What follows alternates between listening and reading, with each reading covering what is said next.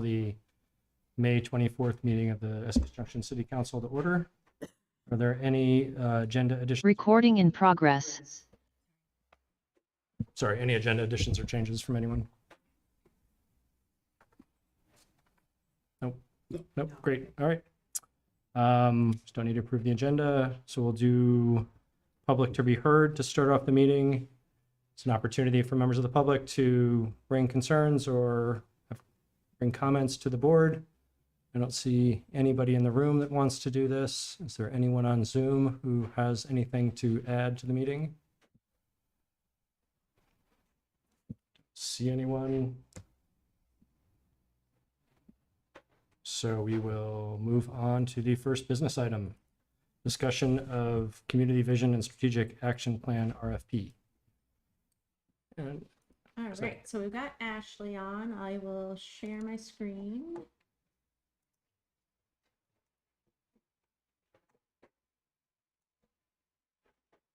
Hi, Ashley. Good evening. All right, go for it. All right. So back in April, I came to you guys with a draft outline of the strategic plan RFP. And so we had some discussions that night. I took that feedback from that meeting and drafted this RFP for a community vision and strategic action plan. It is included in this packet for us to review and discuss tonight. We would like you guys to come give me some feedback, ask questions, come up with a consensus. And then once we have come with a consensus, the staff will issue the RFP with your input that you have tonight. One other thing that I would like for us to discuss too is if one or two members of the council would consider being on the selection committee that will select the consultant moving forward and to help out with the initial stages of the RFP process. So with that being said, it's a very short, brief introduction, but I'd like to have time for discussion on this and any questions that you might have. Great. Who would like to go first?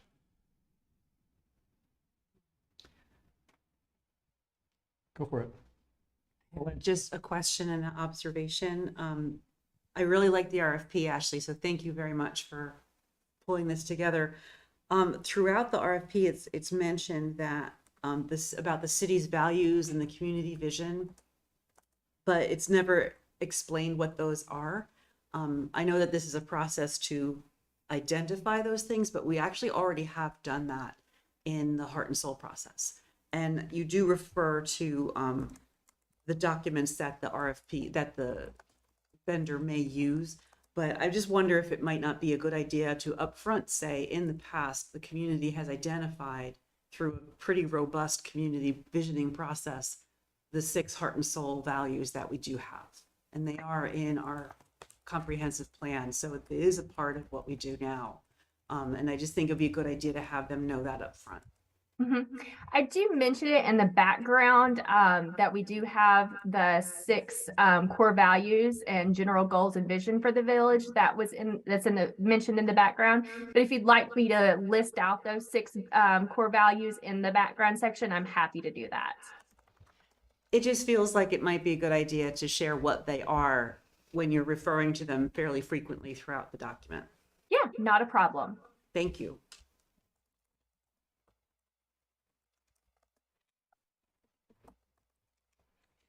Anyone else? Amber? I can't see you. Raj, I had one thing. Oh, Sorry, I was trying to find my hand and then I couldn't find my hand, so. I just had a quick question, Ashley. Yeah. In the evaluation criteria, it talks about the selection committee will review the minimum qualifications and the mandatory requirements.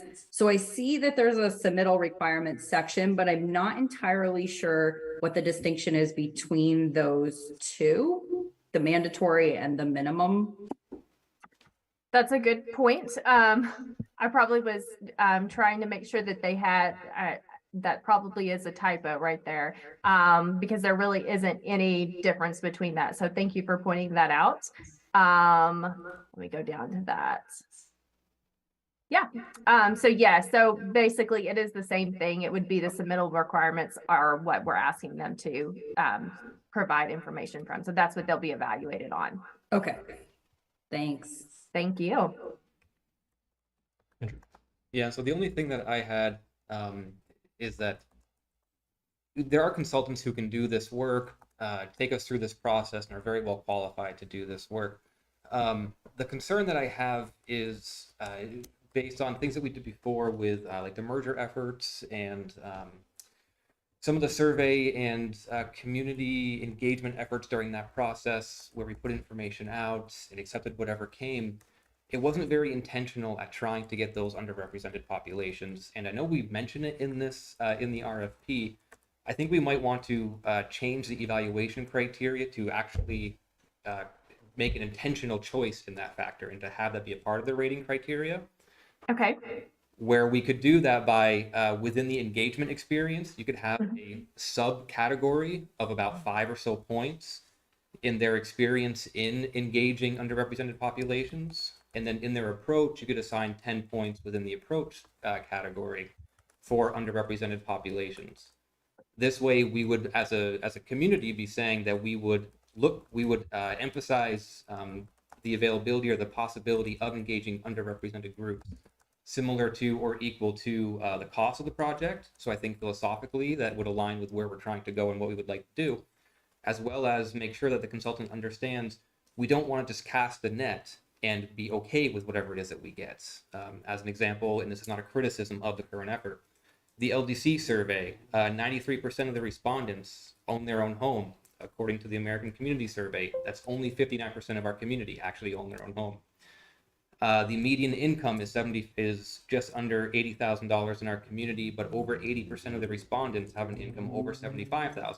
So if we just ask the community, we're going to get those who own their homes and more affluent than our actual population. And so if we want to try to get some other groups, I think we need to have people who are experienced at it and know how to do that. Sounds great. I would say that absolutely echoes what I have written down to say too. And I was going to ask for a second look at how we weight. So I'll leave it. Andrew said it better, I think, than what I was going to say. So I'll just second what Andrew said, and I love it. I think that's great. The only other thing I would add is I would really love to see 1 or 2 counselors take part in this. And one thing I'd add to that is the consideration of maybe, trying to get our committee members involved, Bike Walk, Tree, and others, and put that call out to a member from each to basically convey that we find their input important and their participation important, and we need their input. They are content and subject matter experts on their own committees.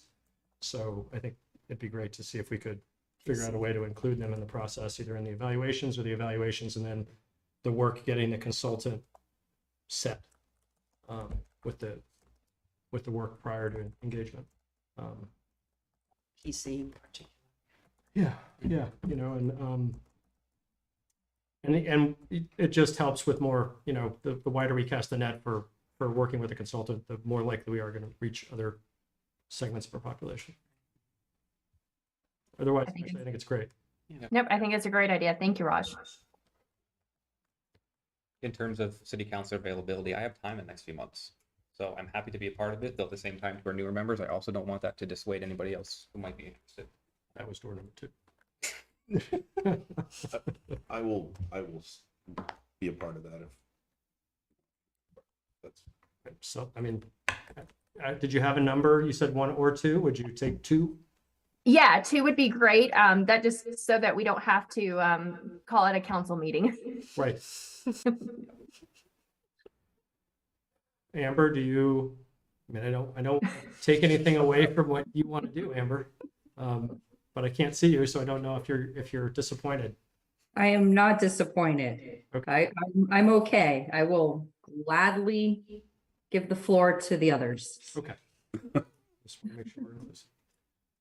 So I'm hearing Marcus and Andrew. Is that you guys happy with that? All right, great. Yep. There you go. That's awesome. Great. Thank you. That sounds great. Can I? Well, thank you. One quick Yeah. thing. Yeah, go ahead.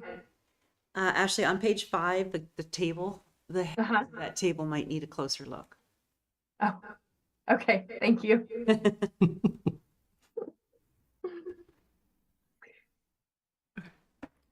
Doesn't look like we need a motion or anything, right? Yeah, I was just Okay. looking back at that. You're good. All right. Thanks for getting this process started, Ashley. I'm looking forward to it very much. Not a problem. I'm very excited to move this forward and get this out and start talking to our community. It's something I'm very excited to start with. So we will move forward with this, and I appreciate your feedback, and we'll incorporate it into it, and we'll get it out to the public as soon as possible and start moving forward in the process. And Marcus and Andrew, I'll be in touch with next steps for moving forward. Thank you. Thank you. Looking forward to it. Thanks, Ashley. Thank you. All right, 5B, discussion and consideration of large water user rate policy and potential of warning a public hearing. All right, so we've got Jess on for this, and I will share my screen.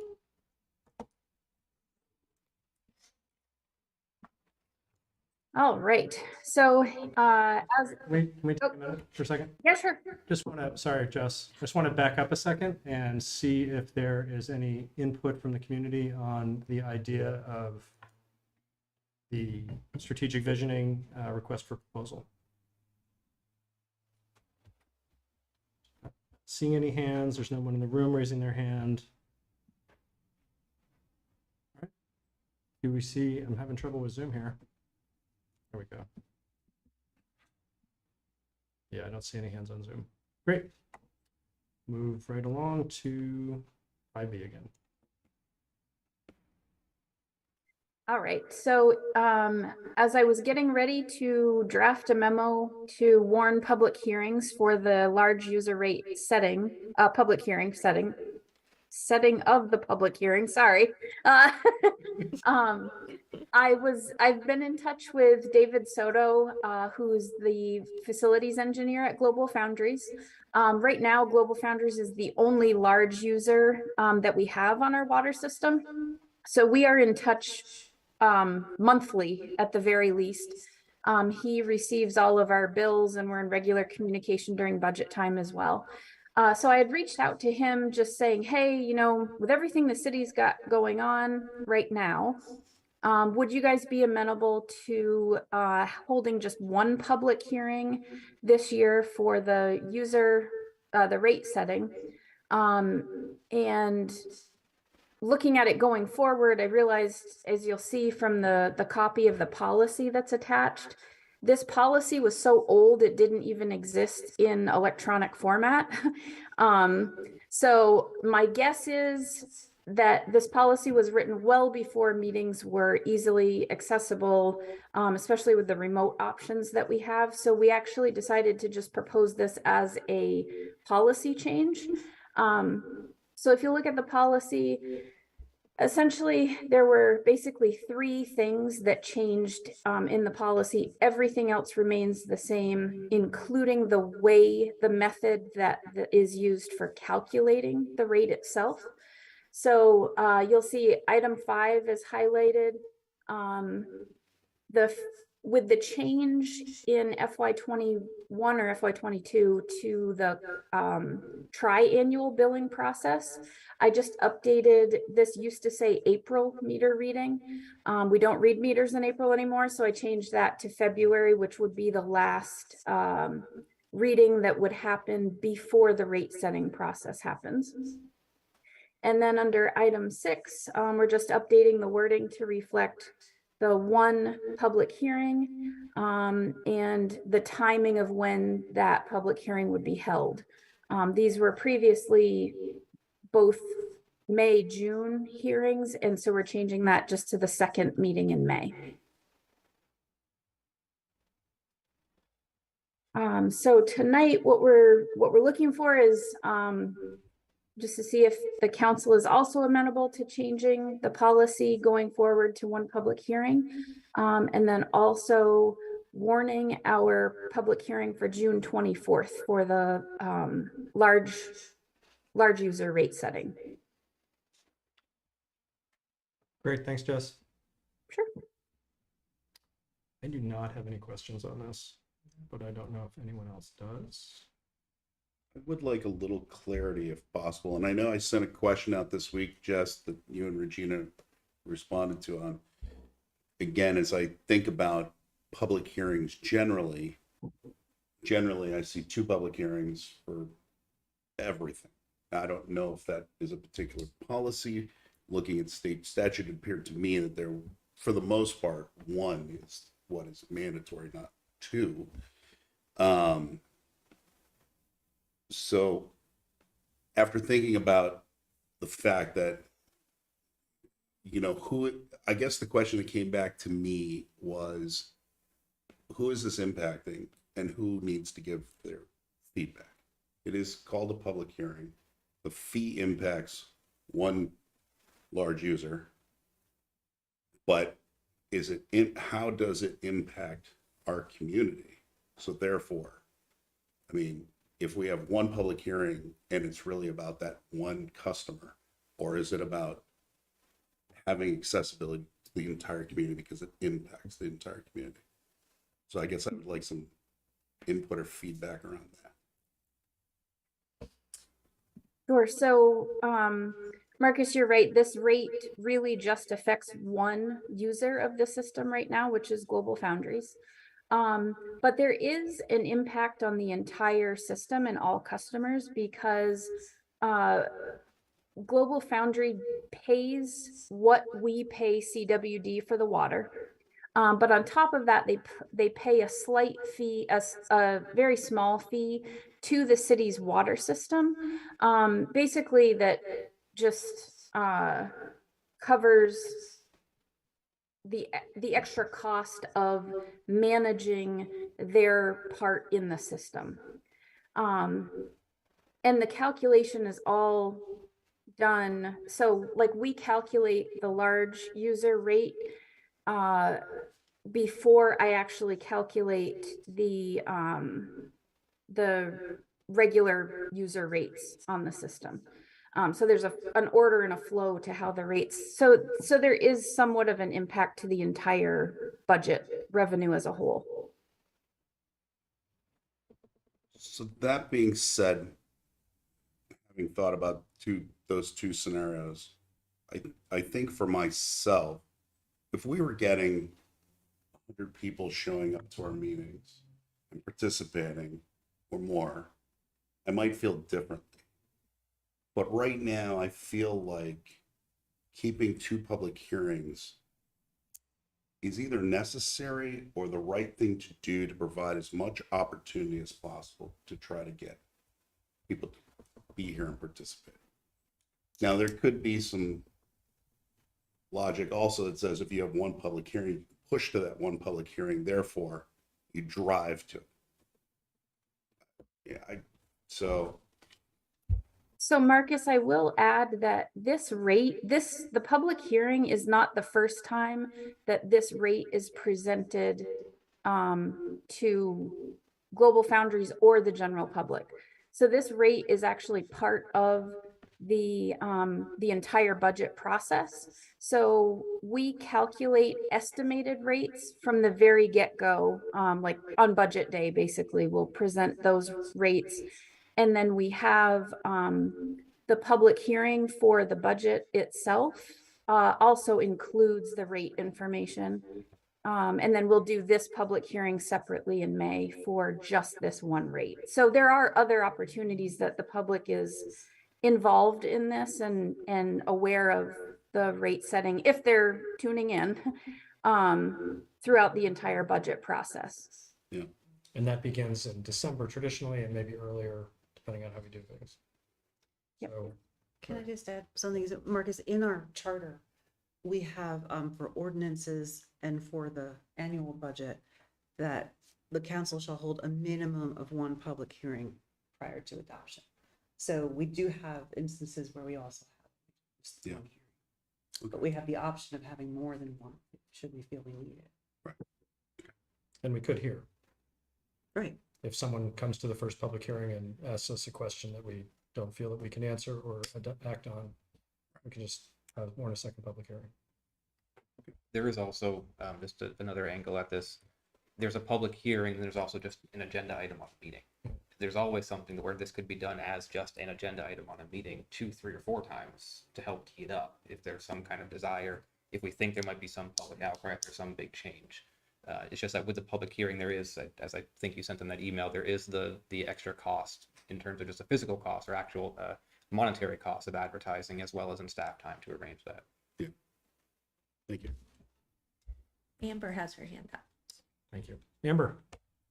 Quick question. I know this didn't change in the policy, but the 20 days due date, the 20-day due date and the interest charge, is that the same for non-large users?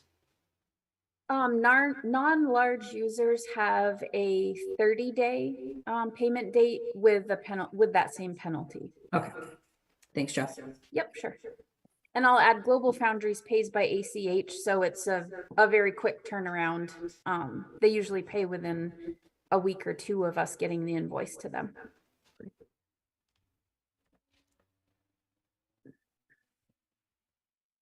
All right, if there's nothing else from the council, I'll open up to public comment. Is there anyone in the room that wants to address this issue? Not seeing anyone. We'll see if anyone on Zoom is raising their hand. Doesn't look like it. So brings it back to the board. I think we have two motions. I would move that the city council warn the large water user rate public hearing for June 24, 2023. Yeah, both of them. Sure, why don't you do both at the same time? I would further move that the council approve the revised large volume water user rate setting policy as amended. Second on both of those from someone?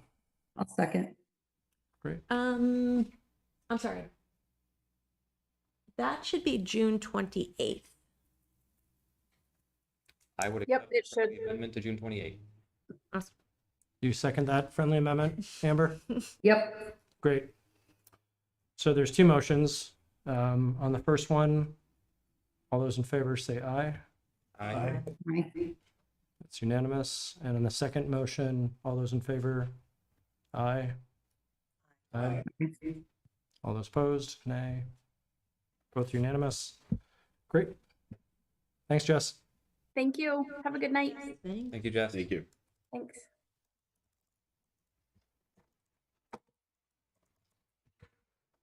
All right. So next up, I'll just start this off by trying to explain why we have two separate land development code agendas here. It's confusing. So we have talked previously in the land development code amendment process that it may make more sense for the fee schedule itself to be a separate document from the land development code. It's currently Appendix B of the land development code. And I think I understand in practice it's been amended outside of the LDC anyway. So we just want to formalize that, take the fee schedule out of that. So you can amend that more regularly if you'd like to. But currently it's in the package from the Planning Commission, and it has amendments in the fee schedule itself from the Planning Commission. So that is still combined as a package. This first agenda item about the wastewater connection fees is a new topic, didn't come up through the Planning Commission.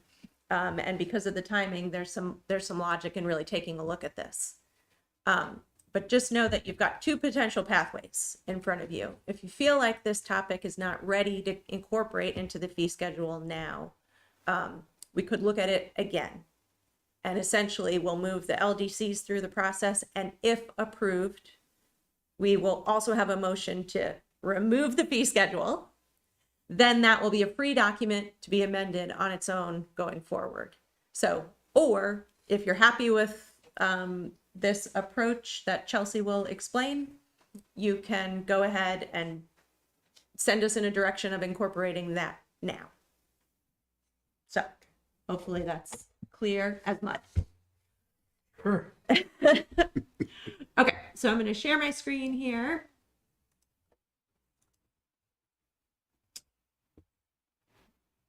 All right. Thank you, Regina, for clarifying that. So I apologize for the last minute revision. It was brought to my attention that we used the water rate for Essex by mistake for sewer connection.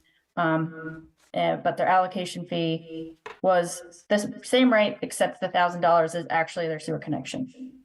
So I do apologize for that. And I thank the town public works director for catching that. He is a city resident, so he checked the agenda and noticed it, and I appreciate him reaching out. So anyways, this has been something that's been on the previous water quality superintendent's mind, and we had many discussions about it before his retirement. And then with a lot of the recent developments going through on Pearl Street, I kept saying, well, I feel like we're missing out on revenue. And this was one of the first topics I actually approached Chris on in his first few weeks with the city, put a little plug on this issue. So where to start? I think I kind of used the 3 tri-town communities as an example. The town of Williston is currently revising their fees as well, and their call prompted me to really dive into this. The public works director there was already doing some research and helped provide me with the other communities that he looked at. He also looked at Shelburne and Colchester. And everyone, or the other communities, really are focusing on gallons per day connection fee, where we're just a flat fee per unit. And I think that's a real missed opportunity, as I explained in this memo.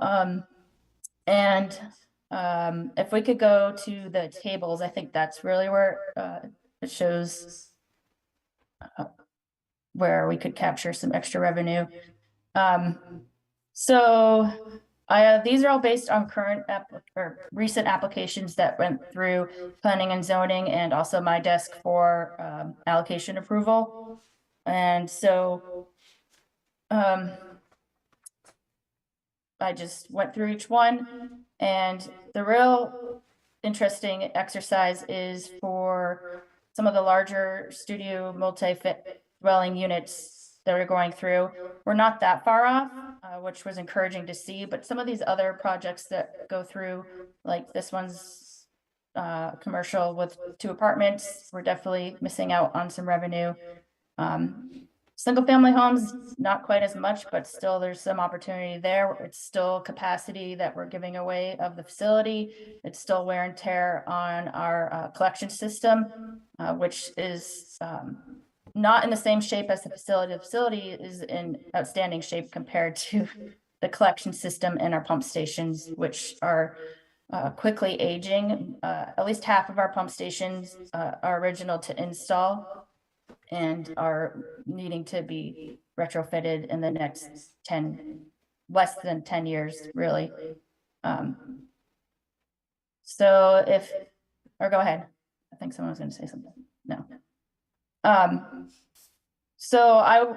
After looking at the current fees, I then did an assessment being like, well, what could we propose as a new type of fee if we were to use gallon per day? And my first approach was going with an average of Williston and Essex rates.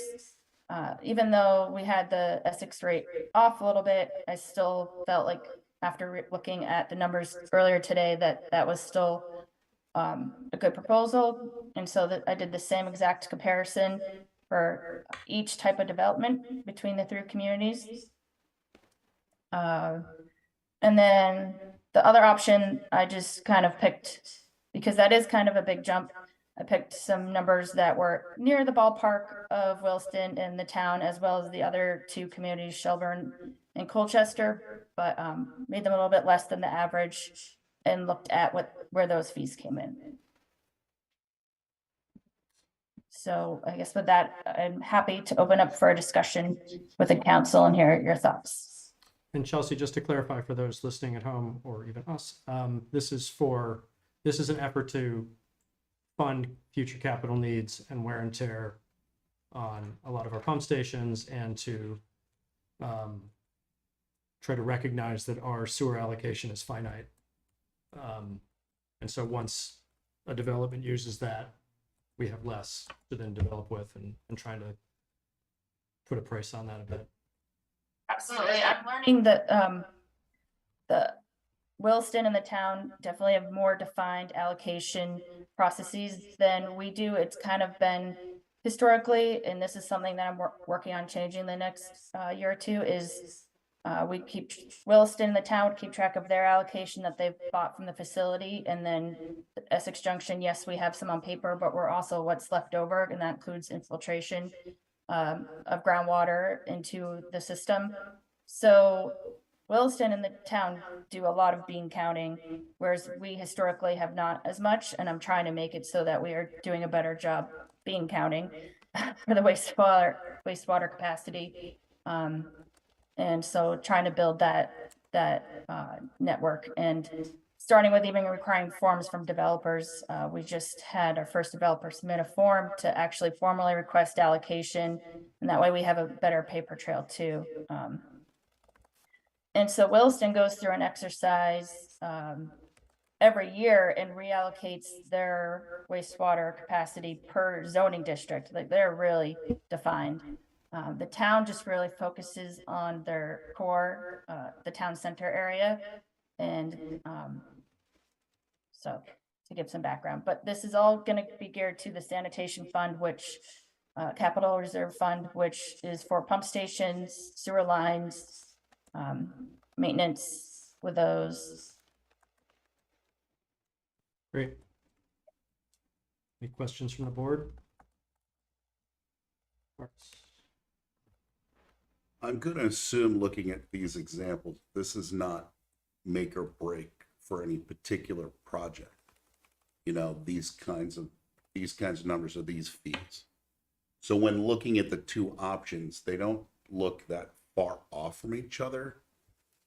One looks like it's, you know, if you're trying to compare us against the other two communities, then we end up a little bit more favorable than the other, versus being right in the middle of the other two communities. But I don't get the feeling, and I'd love to hear from staff about whether or not they feel that this would either, if this truly either encourages development or if it impacts development one way or the other, depending on which choice. Otherwise, I don't, if that's not how these numbers will impact development one way or the other, then I don't know why we wouldn't just maximize our revenue from these two options and just pick option number one. I think, Chelsea, you were saying at some point that there was a little bit of previous history that the thought about keeping the city's connection fees so low were in an attempt to encourage development to happen here in the city.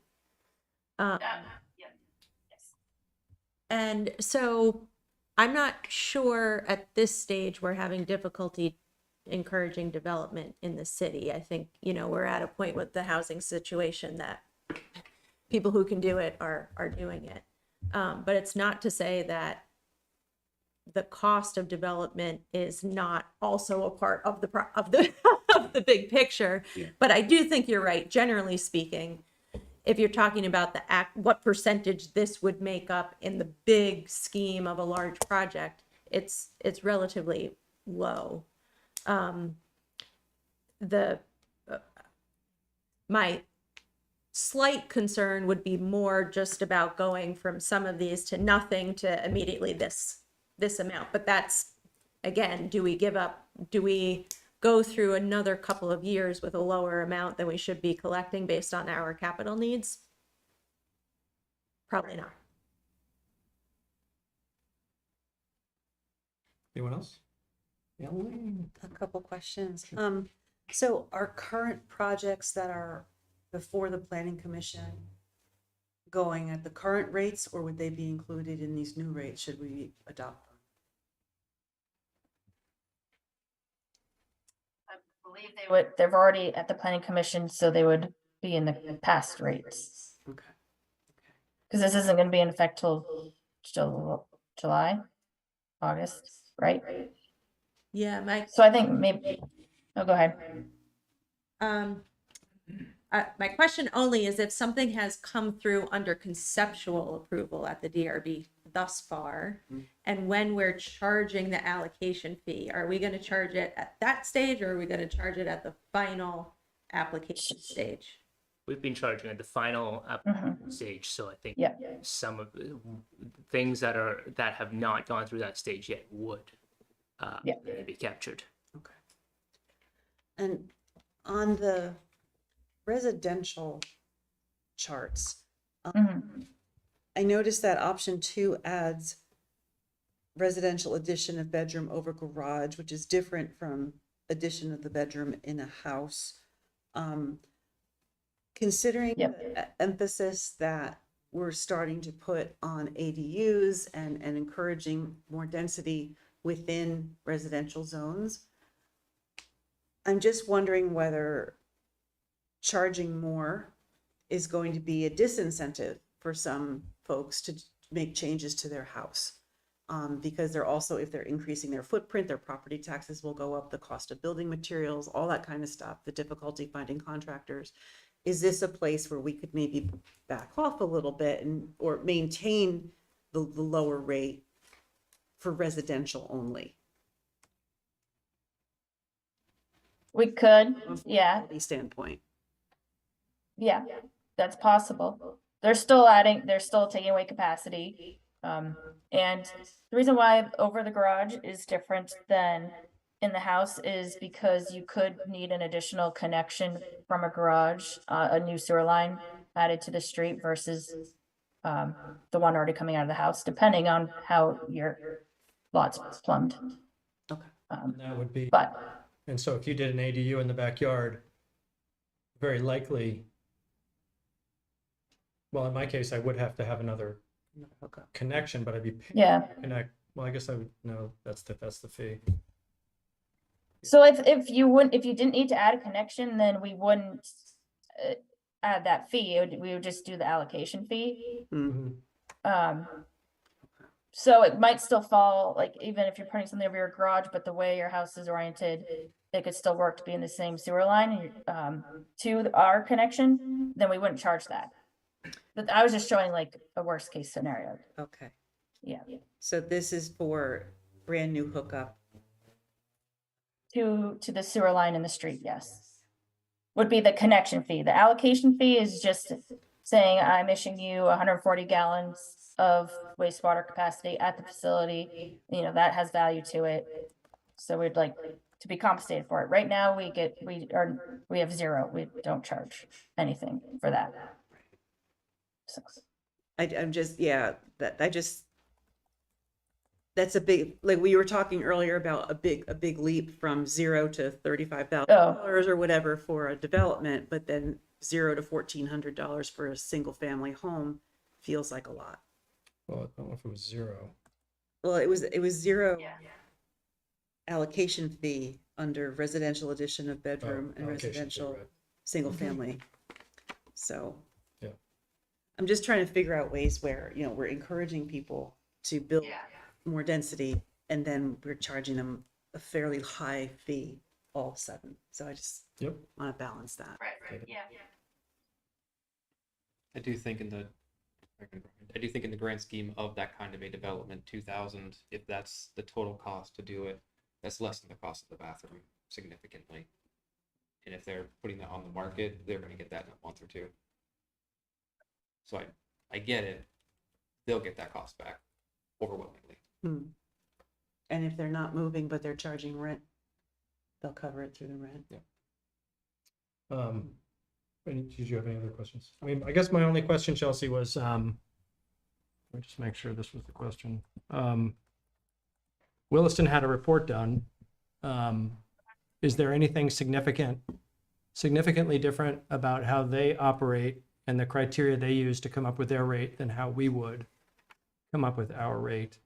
And I guess what I'm getting at is if they have what I can only presume is the most recent data on the same system, which is our wastewater treatment plant and whatnot, should we then use the numbers that they have and take advantage of the fact that they paid for that report? You could argue that. I think I did talk to the engineer who did this study. He's the one who was one of the engineers for the wastewater facility, so it's a firm we work with all the time. And he indicated to me that their, especially their allocation fee, they calculated that based on recent completed projects in Williston. So there's been a lot, I mean, the city's got a lot of development, but I do feel like there's been a lot more development in Williston, so I still think if we're like a little bit behind Williston, that's probably more fair to the residents or developers here than comparing us to Williston in their current development phase. Are you saying that Williston is a little more, the allocation's harder to get? It's more valuable? Yes. Okay, Yeah. fair. Amber, anything to add? Just going back and forth. No, you guys all know that I love revenue, so. Kudos, Kelsey. We talk about revenue, we should get both Amber and whoever else is on the screen. So the options are try to get this into the LDC now, Mhm. or keep discussing it, and hopefully we warn the LDC tonight and the current rates go through with it, and this comes back. Or we ask you to incorporate these in the LDC that we're considering now, and then they go into effect when the whole package goes into effect. And we remove them at the same time so that they're on standalone. Okay. Yeah. Did I do that? Okay. Feels like the latter is the most efficient process. Adding them now and then separating them permanently. Right, along with the fee schedule from the LDC. Wait, no, I'm confused. It's gonna happen. Marcus, I think I understand, but boy, but I'm not going to ask a question about that. I will acknowledge this, that I think Councilor Haney made a very good point. Would you rather me say it, Wayne? Anyway, I think Elaine made a very good point concerning who or what kinds of development we may encourage or with these kinds of fees. And I think that for me, as I thought about those comments, I start to go, well, what if you did play around with this? So personally, I'm kind of in the place right now where I feel like I want to either table this for a later discussion, because I don't know that we're prepared to get into the minutia right now. But that's kind of where I'm feeling at the moment.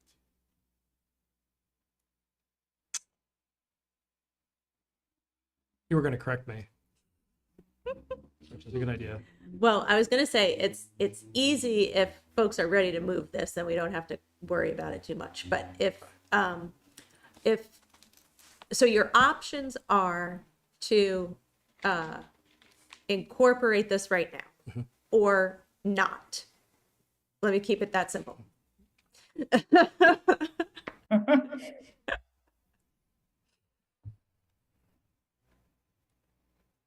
We're going around, I would be in favor of incorporating it now using option 1 as recommended.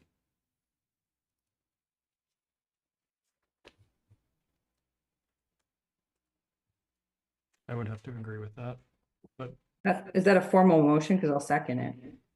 I'll turn it into a formal motion if well, I mean, are we, I council would like, but I think, if people are ready for that, I think, I understand the points that everyone's making about the, but I do think these are, in the grand scheme of the whole project, I think they're minor. Before we get to that point, and you make a motion, is there anybody in the room that has any comments and anything to add to the conversation, or on Zoom? I'll say that the public engagement we've done so far, the narrative has been that the amendments to the LDC are meant to reduce barriers to development, and I mean that doesn't mean that this is a different direction, but also it's very important. So I mean, I'd be happy to update all the materials, but it's possible that there might be some conflicts in what Contradiction. people see. Yeah. I think for me, it comes down to, and I'm not seeing any hands raised in the room or online, but I think for me, it comes down to trying to balance, future maintenance costs and wear and tear in the system that we haven't been capturing, and that if we're encouraging Yeah. more people to move here and more people to use the system, then we need to make sure that, because if it doesn't happen here, it's going to happen in property taxes. This money's got to come from somewhere, and those capital projects are going to happen. And then we have Yep. that carryover that's strange in terms of how we set staff time. That I can't remember the term for that right now. The administrative allocation. Administration allocation for Yeah. that goes into the utility rates. So the cost for this is going to come somewhere. So it seems to, Yep. for capturing that where it's created, where that expense is created, is important. And just a reminder, so right now we have a study that's at 90% done for 3 of our pump stations that need to be retrofit within the next 5 years, and 2 would be hopefully within the next year to 2. And then the major one would be West Street, but that's also a town cost share. So that's a little bit of a different animal, but there's 3 coming down the pipe really shortly. So if we're ready for it, Sure. I would make the motion that the city council authorize staff to amend the sewer connection fee to be a rate of $7.19 per gallon per day, and to create an allocation fee of $12.80 per gallon per day as part of the current LDC changes. Second. Great. Got a motion and a second. Any comment? No? All those in favor say aye. Aye. All those opposed say nay. Nay. Do we need to go around the room since we have one person on Zoom? Yes. Okay, so we'll just do that quickly. Try to do this in alphabetical order. Andrew. Aye. Marcus. Nay. Nay. Elaine. Oh wait, that would be me. Hold on. Raj. Aye. Marcus, nay. Amber. Yay. Okay, I'm an aye. you're nice. Sorry, Elaine. Aye. All right, great.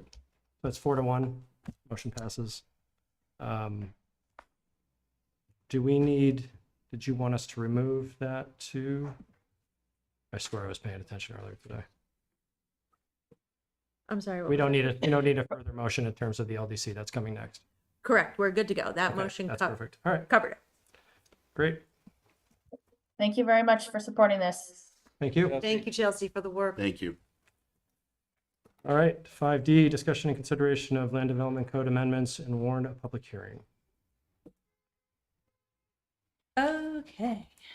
I will get us loaded up here and Chris will take it away.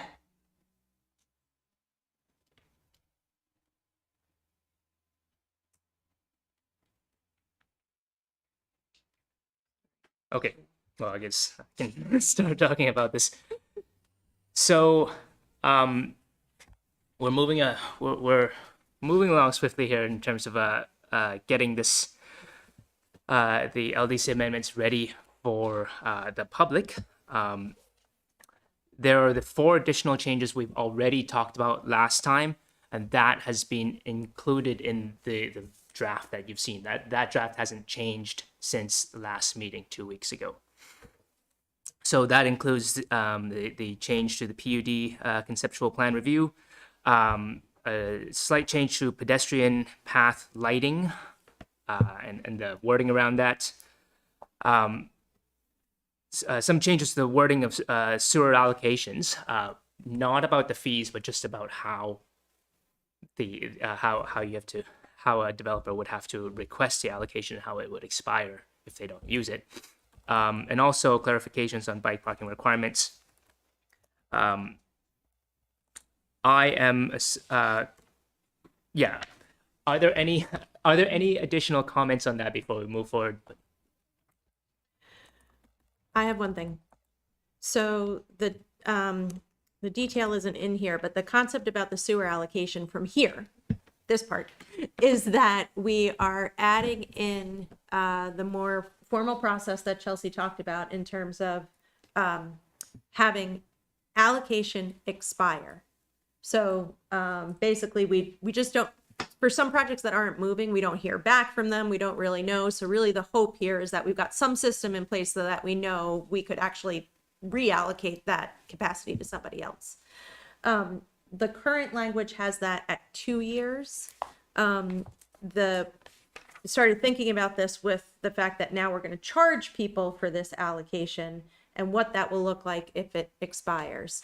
And 2 years feels short to me, particularly for some projects. They really take a good amount of time to get all their ducks in a row and up and running. So the thinking was to potentially move that to a 3-year expiration. So we still have some form of expiration in there, but it's not quite so short.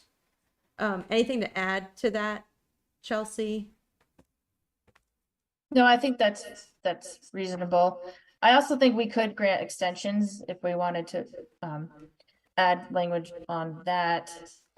It's just we need to be kept for these larger projects in the know if it's going to move forward or not, because historically sometimes that doesn't happen, and then we have a large amount of allocation hanging out there. So just trying to tighten the reins a little bit here. Actually, I have a question about that. Is the intention that the sewer allocations are transferable? Like if someone sells, sells a commercial building and the new use needs a little more, but not that much more, do they have to pay all of it from scratch, or just the No. Just because we would, in our database, we would already see that piece of property. Well, as the database is being formed, that's what I'm working on. We'd already see that piece of property have that allocation. So it'd be basically like a change of use. And so they would just have to say, we'd have on record, most cases we do have on record, either through the state wastewater permit or in some of our property files, what the use was and how much was allocated. And then we would just amend it for the new allocation. Sometimes people want to amend it down, and that's fine. That helps us track it as well. That's an example that came in today, one of our first uses of the form. So we would only pay for that change. We're not going to recharge. So if they amend it down, they don't get any money back, right? It's just like that they just lose it, right? Correct. Yeah. Okay. Because they wouldn't have put that cost, if they didn't previously own the building. Okay.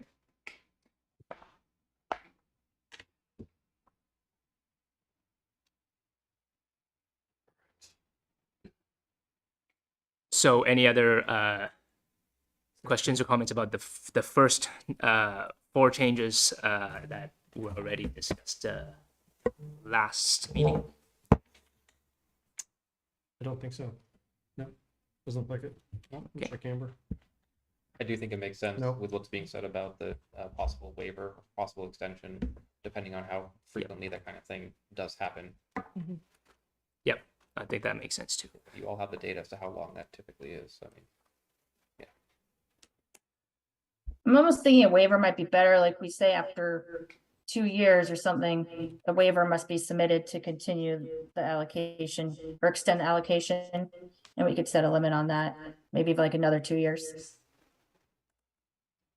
Sounds reasonable. Okay, so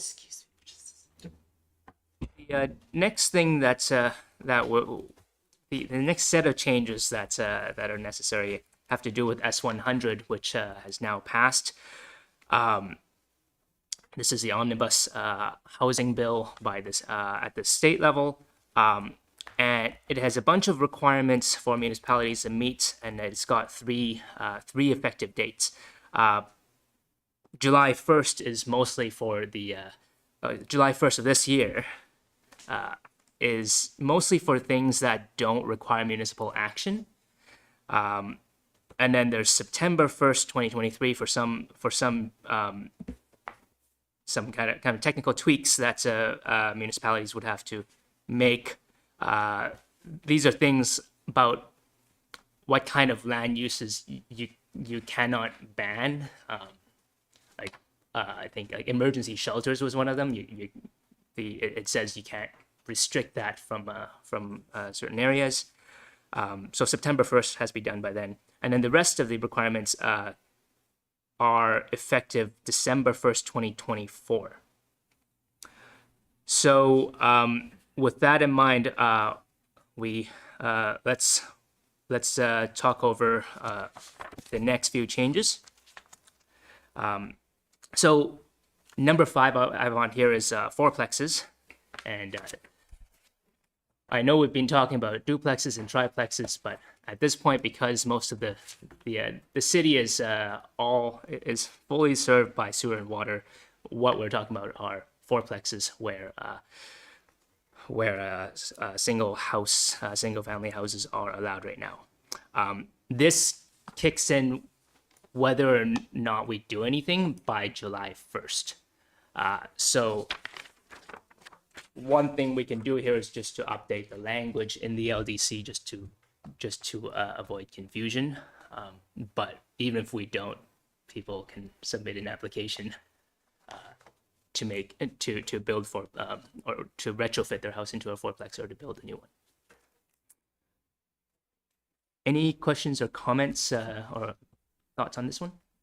The only thing I have on this one is just to make sure for anybody listening, whether live now or later, so our elected officials in Montpelier, they are the people who have decided that within Essex Junction, anywhere that a residential unit is being served by water or sewer, which is all of Essex Junction, will now have to allow within our land development code up to 4 stories. So that's nothing. 4 units. 4 units. Sorry, 4 units. So nothing that we do here can overrule that. And so for anybody who may be concerned about that, we are not the people who have any type of influence on that whatsoever. And that this is out of our hands altogether. Is that accurate? Correct. Great. There's a little caveat though with homeowners associations that March of 2021? I think that's still being looked into. There might be portions of our community that are covered by HOAs that were in existence and prevented some of this. Right. Or was that ADUs only, or was that? So the 2021 was from 2021 onwards, new covenants could not ban ADUs, and from July 1st forward of this year, from the passing of S100, new covenants from HOAs cannot prevent fourplexes. And I may have confused that ADUs with what Andrew's talking about, but do the covenants prior to March 2021 can they also prevent fourplexes? Yes. Okay. So If they're already in place. So countryside.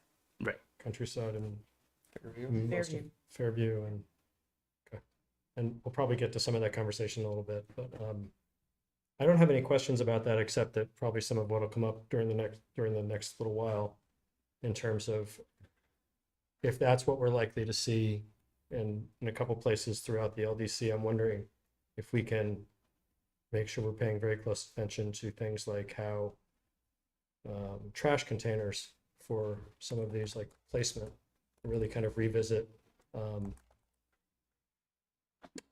where cars are able to be placed. And I think I mentioned this the last meeting, but we can go through the order, but I think there's going to be a couple things that kind of refer back to the potential of having, what we thought would be maybe perhaps predominantly duplexes, but now we're looking at 4. And that really does change the picture of some of these other ancillary impacts that are kind of mentioned in the LDC, but not really.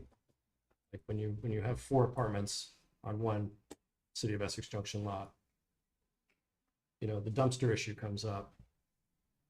Parking next to a house with no barrier there comes up. And so at what point do we, with this in mind, do we kind of look at that and revisit it and say, we might want to tighten some of this up? And do we have that ability?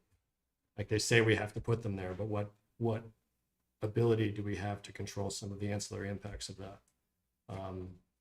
Or to try to mitigate. I don't mean to control so much as like to prevent. We're not trying to prevent it from coming in, but we're trying to preserve character. So I think a lot of that has been, it doesn't change the fact that it's that we have to allow fourplexes, that we have other measures that the planning commission has brought forward that would limit the ability for some people to actually add more units, and that's lot coverage and the thoughts about parking, 30% frontage limit for the space that you can take up with parking, or there was also a certain number of feet, whichever was higher. If you cannot fit all the cars and the buildings within those limitations, then you wouldn't be able to apply to you wouldn't be able to build a fourplex. And I think for a lot of people, just the existing size of the house will be their limiting factor as well if they're not going to be building more.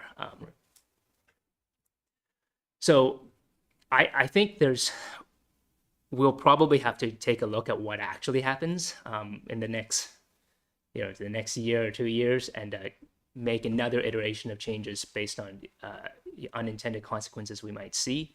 But I think in terms of what we can anticipate, we've covered our bases pretty well.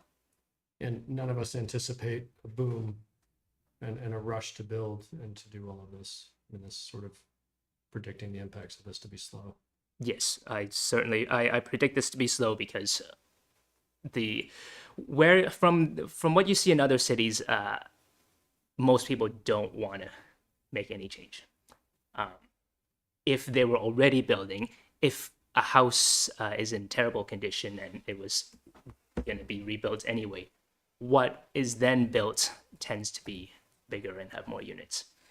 But for most people, they're not looking to change things up, and they're just there for stability. And this also makes a difference because we're built out already. I think it's different when you're in a part of the region where there's greenfield to build. Okay. I appreciate the clarity on the percentage and the parking, because I had a feeling that would assist us in this situation. But at the same time, because I don't find it easy to just find the answer to what I'm thinking right now, which is, if someone wanted to convert their property into a fourplex, but obviously the percentage and the parking rules create certain limitations, but they can only create 3 parking spots, say for instance, could they force a parking on the street? I'm not sure off the top of my head what our rules say about parking in our neighborhoods on our particular streets. So we have parking restrictions. We have ordinances that restrict parking on certain streets, and also during the winter there are more bans. So in the winter it would have more of an impact, but say like I'll speak about the street that I live on because I live on Hiawatha. There is enough width that someone can park there, but there is enough driveway space too. That happens rarely unless somebody has guests over. But if for some reason I wanted to turn my space into a fourplex, currently I don't have enough driveway space for 4 cars, but there is enough parking on that street. But winter it would be a problem. But Yeah, so right now, under the way the rules work and with these amendments, you could not count a street space as one of your required 4 parking spaces. okay, Yeah, you have to have, thank you. Right, you have to have 1 space per dwelling unit That off street. clarifies that. Thank you. Yeah. Appreciate it. I will just add a clarification that we are adding shared parking arrangements within this. It existed a little bit before too, but within this proposal, there's a concept that if you are, it's really much more applicable to sort of our trunk routes and the village center than an individual residential lot. But if you have a mixed use development next to another mixed use development and you've got a legally binding relationship where you can share parking between the two, that could potentially happen. But not as you can't count today anyway. This does exist in other places as we get more urbanized, and we'll look at more of these things down the road. But today you can't count a on-street spot as your required parking spot. Thank you.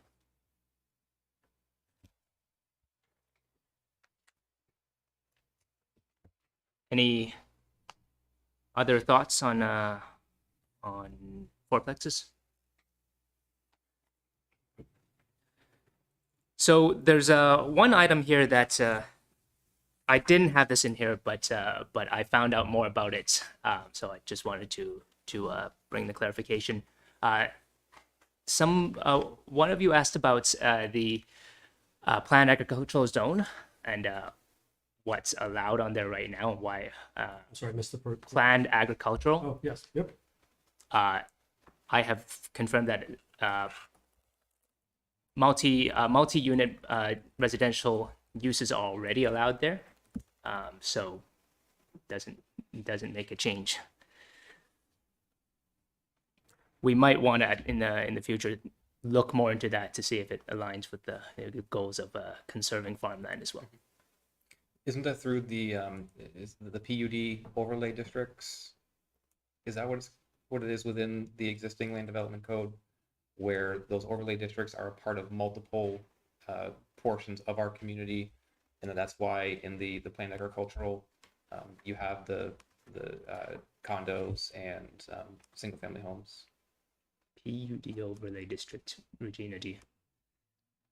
You are ringing a little bit of a bell in the back of my mind. I don't think it's overly necessary for now, but just Yeah. part of the Well, complexity of things like this, and that we have districts, when we have overlay districts on top of the districts, that then add confusion to why is there agricultural districts to create and preserve farming with what's existing there for developments. Yep. Yeah. Right. And give that the irony of the fact that all of the housing in the PUD, in the planned agricultural is condo with covenant that has no gardening or agriculture within them. So, I mean, That's I think that is a topic that's we might want to look at in the future. later, yep. So, Okay, number 6 here, affordable housing density and height bonus. This is also related to S100. And this is one of the things that is not required until December 1st, 2024. So if you want to hold off, that is possible, or if you want to put it in now, so because things take a while to actually happen, that's available too. But we basically have to allow for a 40% density bonus and an additional story if an applicant is building what's considered an affordable housing development. And that is defined by the state as housing development with at least 20% of the units, or a minimum of 5 units as affordable. And affordable is and affordable for a minimum of 15 years or longer, as stated in a covenant. But the definition of affordable is also defined by the state. We have it in the LDC as well, but we match it, what the state definition is. So I think something to consider here is that they're talking about a 40% density bonus. Basically, if you build 20% affordable, you get 20% bonus. So you get a 40% bonus, but you get 20% extra. But they only require municipalities to add add one allowable extra story. So for 4 stories, that if you want to add a 40% density bonus, that's going to mean that units have to be smaller. So yeah, there's the minimum that a municipality can do, or you could also do 2 additional stories so that the sizes can be comparable and more family friendly. And also you could do nothing for now, if you prefer to think about this for longer. But I guess I was thinking about the density bonus maybe differently. Can you explain that, how that would work a little more? 'Cause I think I was thinking about it incorrectly. so if you build an affordable housing development, which is defined as a development with at least 20% of the units affordable, then we have to allow for a 40% density bonus. So a density bonus is for us, we'd be changing the numbers of how many units per square feet of land area you're allowed. And you have to allow for 1 extra story. At least. So to understand the math a little bit clearer, is it 40% of the total, or is it 40% of the market rate theoretically in that development that we're talking about? Sorry, the 40% So, is 'cause the density when you're bonus. talking about allowing that 40%, are we talking about 40% more on the total number of units? Or are we talking about 40% additional market rate? That portion of the Total. project we have to allow for. Total. Okay. Total square feet. Total number of units per, let's say, 10,000 square feet. So they would end up smaller, like you said. Well, unless you Hence- allow for, hence unless the you allow extra for- story or Right. 2. Right.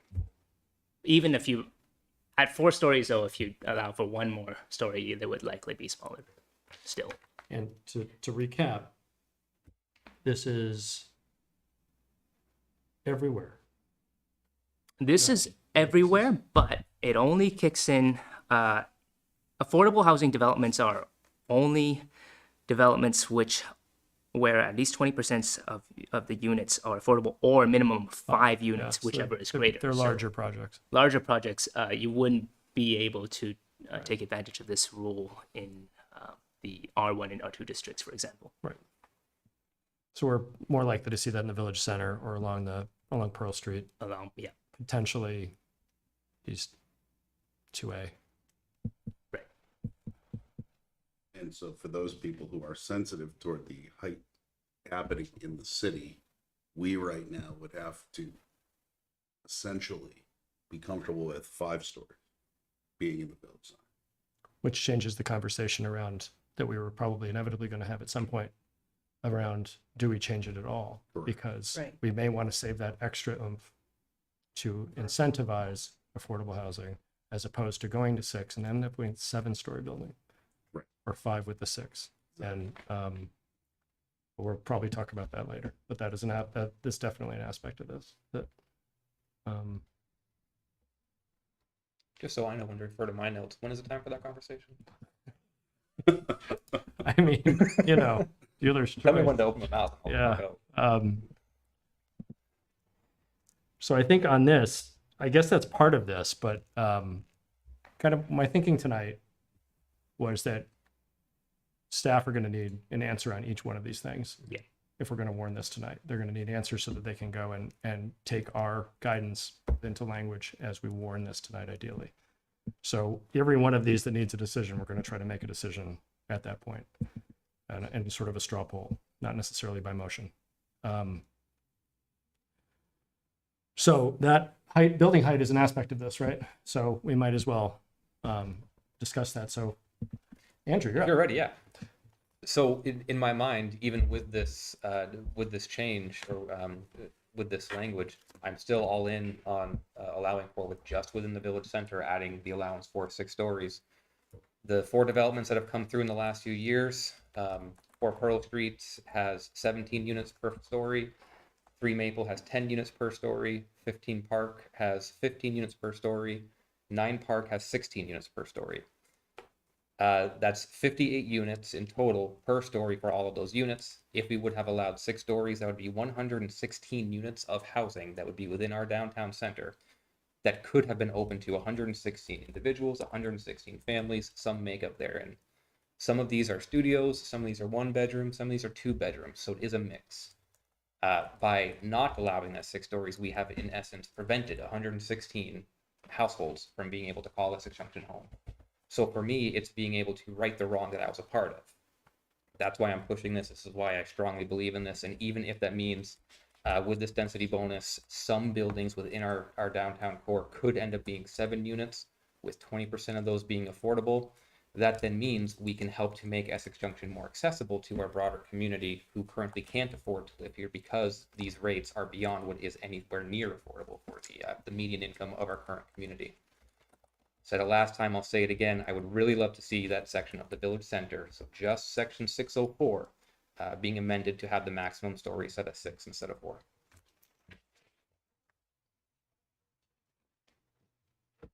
So are you thinking about maximum height at 6 stories to start, and then if you want to be in compliance with the state legislation, it means that an affordable housing development within the village center could go to 7. Yep. Okay. A question on that, Chris, then there's nothing in here that says that the affordable apartments have to be any specific size, No. makeup. No. We can ask, but we have no sort of say over who those units would be serving. They just need to have 20% or 5. So, Well, I mean, that's the minimum requirement. Right. Like, yeah, if you want to meet state statute, that's it. The municipality can have more complex rules, and also the density bonus can be 2 stories if you want it to be. right, so we could do 5 or 4 and just let, if someone came in with a project, they know they can work with us on that. We could, within this project like this that meets these requirements, we could make it whatever we want, presumably. Yep. And that would be a DRB decision, not necessarily a council decision at that point. Well, we have to write the criteria. Basically, if you meet, So if we set it at 4, if we leave it at, this is hypothetical only. Let's say we make it 5. Mm-hmm. Project comes down the road, meets these criteria, they ask for 7. That's a DRB decision, not a council decision. Yes, but I would say this is a little more weighty than just a waiver. Like this is state statute requiring us to do this. The DRB couldn't say, actually, we don't feel like it in this case. We No, don't but think they the could- extra story. They have to say yes to the 1. But if someone asked for 2 or 3, they could then grant that. Or can we then limit that? So if we went to 6, someone came and wanted 2 more, they would get 7 by state statute. But if they ask for 8, where does that decision lie? I'm assuming it's DRB. Yeah, I think you're right. And then the appeal process would bring it. well, I think if you want it to be the These are DRB, huge right? hypotheticals, but- It would be possible to write it in a way where the DRB can basically can consider a waiver for an additional floor, which would be in that case the second bonus floor. The first bonus floor they would have to give for Sure. because of affordability. Does anyone else? Elaine? So are we having the height conversation now? It looks like we're having the height conversation now. Wasn't prepared, so I'm writing my notes at the moment. Well, we can come back. No, I think we need, and to be fair, this wasn't on the agenda necessarily, and it's only sort of being forced by this, I think. okay, well, I'll share my thoughts on whether we decide to make a decision tonight is what we decide to do. Bless you. So we already have a 5-story building height by default because of decisions made in the past that were inappropriate, in my opinion. So we already have 2 buildings that have 5 stories. So I don't think it's fair for us to say that we have to keep it at 4 now because 2 snuck in. So for me, that means we have 5, and then this statute bumps it to 6. And personally, I am so not willing to go beyond 6. I'm not willing to go beyond 4, but the 5 happened, and we have to acknowledge that and deal with it. I know that we have a dire housing crisis, but Essex Junction is not responsible for solving it. We are responsible for doing our part as best we can. But I am not in favor, as much as adding additional stories adds additional housing, I just don't feel that that's appropriate for our 4.5 square mile city. I'm concerned about parking impacts, traffic and congestion, infrastructure impact. I'm concerned about building height going beyond 5. Also, I'm definitely not in favor of allowing beyond the village center boundary, not on the trunk roads, not beyond whatever the village center boundary is, which I believe is like Whitcomb's and Maple Street, Rockies, and the Expo. So it's a big leap. Like if we start doing very tall buildings, Vermont very tall buildings in the city center, and then we start allowing that happening on the trunk roads, then the entire city center expands, and the trunk roads have really tall buildings as well. Yep. When we first had this conversation, I forget when, but Lori Houghton and I were on the village trustee board at the time, and the two of us were very, we were asked for 6 stories at the time, and we did not agree on it at the time. We managed to convince the trustees to go with 4. And I still think that's a reasonable size for this community. But as I said, decisions have been made in the past that have bumped it up to 5. And so we have to acknowledge that. So that means 6. I think that's where we are, in my opinion. So I'd like to ask a clarifying question first, because looking at the map, sorry, no, this is We the used to have map. a zoning map on the that me? wall. Can we get it? Yeah. Can we get that back? Well, this map, it shows both multifamily, the MFU2 and the village center, both approximately the same color. On this map, it looks like the village center, from a color standpoint, looks like the village center extends down Main Street for a considerable amount of ways. If I'm Yeah, you're right. so, but I can see by the letter labels on here, it looks like village center is what I think we all believe it to be. But it's not Colors are definitely off. color appropriate. So if the public is looking at this, I want them to be, I want us to be clear about what we're talking about boundary wise. Yeah, I mean, it doesn't go past Rockies. I don't think it gets quite to Rockies. Yeah, It doesn't get all the way up the hill on Pearl Street. yeah, Right. So it doesn't get to Key Doesn't Bank. get to Yeah. the expo. It doesn't get to the Expo or Key Bank. It doesn't get much past the flower store. Yeah. And Andrew, what about the up Main? I'm pretty sure staff is working on getting the PDF version, which is the one that is a better picture of that. I do believe it does extend to Rockies. Yeah. Is Rockies? It Okay. does extend down to the intersection, going to Central Beverage, the train station, Central Street, and then cutting down from there. It does not extend out to anywhere near as far as that map shows. We could, however, so along the trunk roads, however, what we just talked about the affordable housing, we could see 5 or 6, depending on how we write any kind of waiver situation for the projects that meet the affordable definition. So almost certainly if those projects are built, and we sort of hope that they are, we could see 5, and we should talk about how to then handle a request to come into the DRB for 6 or more. Because according to this and what we just talked about, I'm not trying to stop the discussion, but according to this and what we talked about, that's actually possible to see the taller ones out the trunk roads. So And that is not what the single family houses on Park Street are going to want to have next to them.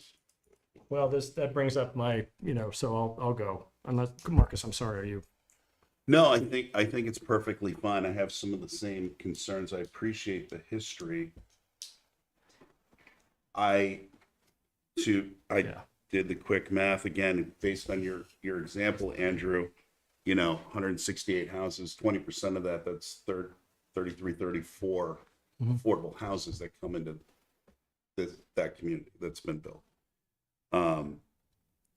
But I'm a little nervous once we get outside the village center. But I think that the density here in the village center would be important because I recognize and acknowledge we can't solve all the problems, but I think that what we can do is we can make a difference in our community. And I've heard from community members who want to make that difference. So, but yes, I would agree that we have to balance that out. Amber, did you want to jump in here? I No? can't. I'm okay for now. Keep going. I guess I kind of agree with everything that's been said. We desperately need more housing and more affordable housing. I agree, Elaine, that we the city of Essex Junction has a lot of non-taxable land. We do provide other services to the greater northern part of the state in Tree Farm and the Champlain Valley Expo, federal and state offices along West Street. So we do service beside housing to the greater northern Vermont area. I think I'm really concerned about how some of this impacts the border homes around these districts that we're talking about. And we have, I'm going to botch the name of this opportunity coming up for FY24 and 25. We got a $100,000 grant from with CCRPC to have a consultant work with us on Transit-oriented design. thank you, which will, from what I understand, allow us to almost go lot by lot and really fine tune a plan on how to approach this question. Where would these buildings be really well suited, and where you had a good example when we were talking earlier, like how could we have these tall buildings but step them down as you approach the border with a single family home neighborhood, so they're there but they're less impactful to the homes that are already there. And I think a good example of some of the issues I'm having are, as we try to bring that density and create the city center that we want, we see projects like the one that just proposed on Railroad, where the example you used, we'll get to in a few minutes, of buffers, really kind of limits that project. Well, that lot was only ever designed for a single family home in the past. So trying to shoehorn 20 to more apartments in a building that is very long and narrow, and we start complaining about buffers, but that is a huge impact. And if 20% of those were affordable, it could be 1 or 2 stories higher next to a single family home. And I know we don't have dozens and dozens of these examples, but we have examples. And I think that I'm hoping we can, it sounds like we're coming to a consensus about the village center, but I'm hoping that before we go any higher than that, that we can really take advantage of the opportunity we have coming up, to really fine tune where we can really get the biggest bang for the buck. We also, I think, have those approved affordable housing project coming over here. And I'm also curious whether that can take advantage of this. This new law, whether, can't remember the name of the project either. I'm terrible with this stuff, but Yeah, the other yeah. Chittenden Crossing buildings. I'm not entirely sure how, I think some of that came through as a master plan and they probably have to come back through for site plans. And so, yes. okay. And also they could reapply, even if it didn't before. And I guess, yeah. So I guess lastly, we haven't had a chance to engage the public. I mean, we haven't talked to, I mean, the two of you recently were elected, so you were out probably the most talking to folks most recently, but in great numbers. But we haven't done any, we haven't sought any input on this specifically. And I think this is one of those issues, aside from the whole LDC thing, that would bring a lot of people out if we asked them to come and specifically talk about it. And we just approved the money to do a strategic visioning process, and then we have the grant coming up. So I guess I'm saying I'd like to put the brakes on that conversation a little bit. But that's just my input. Can I just add 2 other points? One is that S100 has already has just given us an opportunity to address housing in areas that we weren't necessarily going to do that before. And so it gives us more flexibility to improve density on a smaller scale without raising building heights. So if enough families took advantage of the things that they're able to do that S100 enables, that also is going to provide a lot more affordable housing. And we haven't talked to our housing commission. Mhm. And they really need to be on this conversation. So I think the question before us is actually, with this particular item, which doesn't come into play until December of 24, do we let it go for now, or do we try to incorporate it now? Incorporating it now might move some projects forward. It also sort of calls the building height question. If we include it now and we don't change building heights, it sounded like we were sort of in consensus with 5, and that would get us to 5 in the village center. It would get us to 5 everywhere. So I guess we need to figure out what the board wants to do with these two options of, taking no action now and learning more and discussing it in the next year and a half, or adding this to the LDC now. I don't think we can take action now without community conversation. This is a much bigger topic. Amber, what do you think? I agree with Elaine. Marcus? If we were to move this forward, it would be part of the discussion of the upcoming public, where we would get feedback. I'm not sure that would be sufficient feedback necessarily, but it might also give us a temperature with the community input. We do have the ability through this upcoming process to pull it back out, right? So therefore, we could start the conversation, engage the conversation, and pull it later if we wanted to, or is that a painful process? It would just be another, you'd have to warn another public hearing, and we have that time factored into our schedule. If a public hearing is warned tonight, we have that factored into our schedule. But if we're putting it in, because it's going to be part of the LDC, therefore it's going to be warned. But I'm just saying it would come up in those upcoming community conversations. Later on, we could theoretically pull it back out. Yes, it could. Later on, before we finalize the LDC. Mm-hmm. So I'm wondering if it wouldn't also potentially be prudent to start the community conversation, have this put in there, knowing the fact that if we wish to, we can pull this out.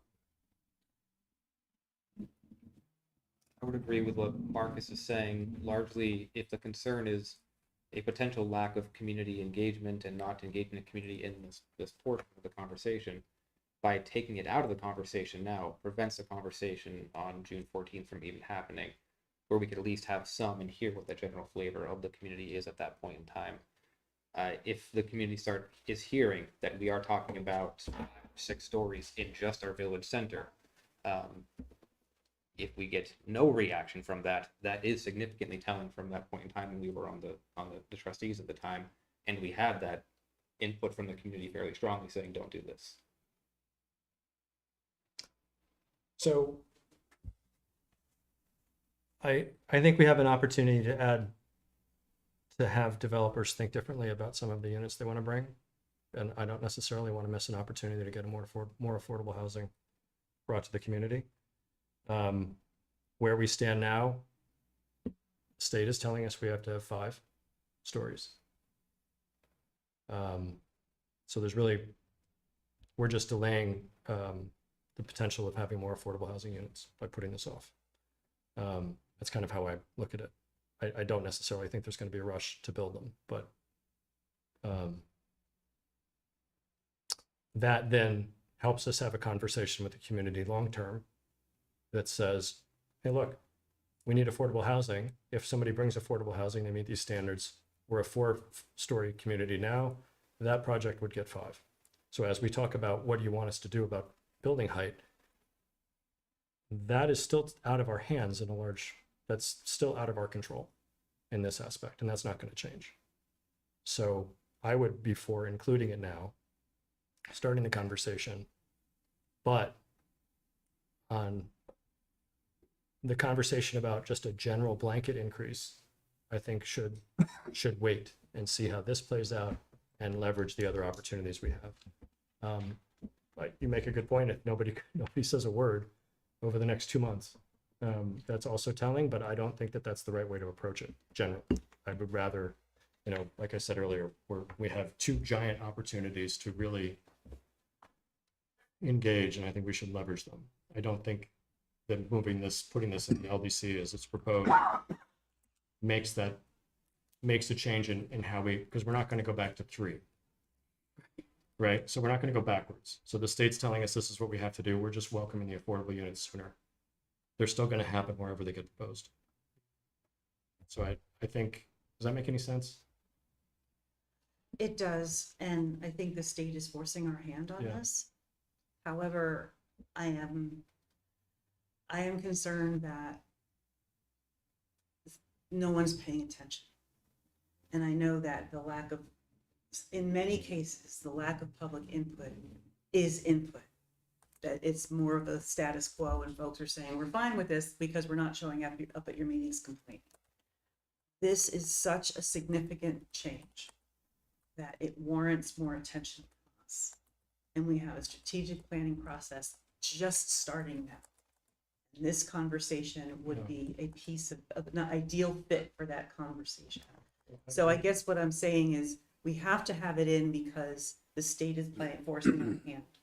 But I would want it to be explained in great detail to the public that why it's in there, because there's going to be a lot of people out there who say, you're slipping this in now, not realizing it's not us. Or it doesn't matter if it's not us. It's a huge change.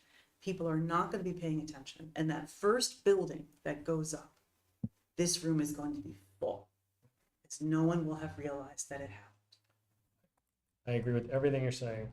And I think it's going to be up to us to make sure that people understand why it's happening, where it's coming from, and what the next part of that conversation is, which is, do you want to go higher? And here are the consequences. Or do you want to leave that leverage for trying to ask developers to put in? But I think, the part B to this too, or maybe it's D by now, is, or F, I'd like to know what we can do to keep that creep from happening at some point in the process. So what can we do? How can we answer the question, what's stopping it from going over the additional 1? And where in that process does the public have input? And where, how does that play itself through the development process, the approval process? Because if there's no limit, and that has to, because I don't understand where that would come in. So again, if a developer comes and say, well, you have to give me my extra one because I met the standard, but I actually want 2. So Stories. yeah. We don't. So can we you prevent don't. that? Yeah, you can. Yeah. Okay. All You we have only to have to do allow right now is allow the 1, and that's it. There is no more. than So that. But we- you do have we to would- allow 40% density bonus. So if you say you can have 1 more story, but you can have 40% more density, it just means they will make them studios. So for people like me who are visually, Yeah, I'm a little bit less concerned about that. The market's going to build the type of units that the markets are going to build. Yeah. And the 40% so far, I think in Essex Junction is a little bit of a potentially not a real change, because I don't think density has been a limiting factor to people, at least in the village center and the trunk routes. That may change slightly because I think parking has been a limiting factor, and now we're reducing the parking, so perhaps we'll see that change slightly. But the amount of units you can build to begin with is not the limiting factor. So 40% I think you can be less concerned about that. Okay. It's really just people are going to be allowed to have another story. And they're going to be allowed to have another story when they do 20% of their project as affordable. But we can, and so that helps. And we can then say, but this is the ultimate max. We approve Yes. 4 generally, which means 5, or we approve 5 Yes, generally, yes, yes, which means yes. 6. Yeah. Yeah. Okay. And we don't have to make that decision. We don't have to change that base now. Correct. Right. If you would like to change that, of course, that's always an option for future conversations or now, but I'll just say the fact that this has to be in place by December 1st, 2024 doesn't really give us time. Basically, we need to add this in right now, I would say. Otherwise, the Planning Commission has to talk about this next Thursday, start their public hearing process to get this incorporated in to get back over to your table in order to get it in by December 1st, 2024. So the base requirement, I think, makes the most sense that it's incorporated now at this point in time. That's good. May I ask a question along the lines of the, because the market will build what the market feels it can get away with, what it can. I don't believe that I read now that we're doing anything to encourage types of development in that area. And I say this from this aspect, that if a planned piece of housing, a building is planned for the village center, we want to encourage more families. I would hope the developer is building more 2 bedrooms or 3 bedrooms that would accommodate a family-like dwelling versus a series of, single bedroom apartments. Not that we would right now with the current LDC, but I'm just asking, is that something that we can encourage? Is that something that you think, or that you see in other communities where they encourage that, that they put some attention or find some way to incentivize development that they want to see in those areas? Yes, Winooski has been thinking about this quite a bit to try to figure out how to incentivize larger units. I will say it's not that easy. It's a little bit more of a complex situation because your base zoning tools don't help you in a great way. But yes, it is a conversation that we can have and put on the table to figure out how to do that. Amber, I don't think I asked you how you were feeling about this, one way or the other. You did. Did I? Okay. You, Apologize. it's okay. Sounds like we're gonna put this in the current LDC rewrite. We're gonna move it forward now. And that's 1 extra story, so like for affordable housing, and so basically the minimum for that's required. Right. Okay. Okay. So number 7 and number 8 are items that what has been proposed by the Planning Commission already addresses, but will now be required as a part of S100. Minimum parking requirements and changing that to requiring no more than 1 parking space per dwelling unit. Again, this would, at the state level, take effect December 1st, 2024, but we already have that on the table right now. Accessory dwelling units, there's some slight change to that the state is requiring, so 900 square feet or 30% of the total habitable floor area of the single family dwelling that it's attached to. That's exactly the wording that we already have. Okay, number 9. That's this is drive-through facilities. I looked more into it, and I looked into why the village center has there's some wording in the village center rules about drive-throughs, and that's because we still allow bank drive-throughs. And also drive-throughs are allowed in most of the other zoning districts along Pearl Street. for example, I mean, we're still getting some new applications for drive-throughs. Just a current example would be there's a cannabis retailer that's going to be applying to make a drive-through. I'm not sure if it's actually gonna. On Willie's? What was that? On Willie's? Willie's and Pearl? Sleep center. Right. But that is just an initial inquiry. Right. There's no real application in right now. Okay. But yeah, it just means that there's still a market for drive-through facilities at this point. So yeah, I think there are four main options. I mean, there are five options here. Just keep things the way they are. Think about this in the future. Change the rules in the village center, and or just to also disallow drive-throughs in the village center, the transit-oriented developments zoning district, and the multifamily mixed-use district, or to disallow drive-throughs citywide. And that's going forward. This wouldn't be retroactive. Any drive-throughs that exist right now would be grandfathered.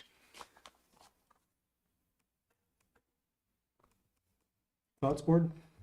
Quick question on that. Correct me if I'm wrong. So if there is a business right now that does have a drive-through and they do some type of significant renovation that impacts their exterior, at what point do they then need to comply with the current land development code if we were to do away with drive-throughs?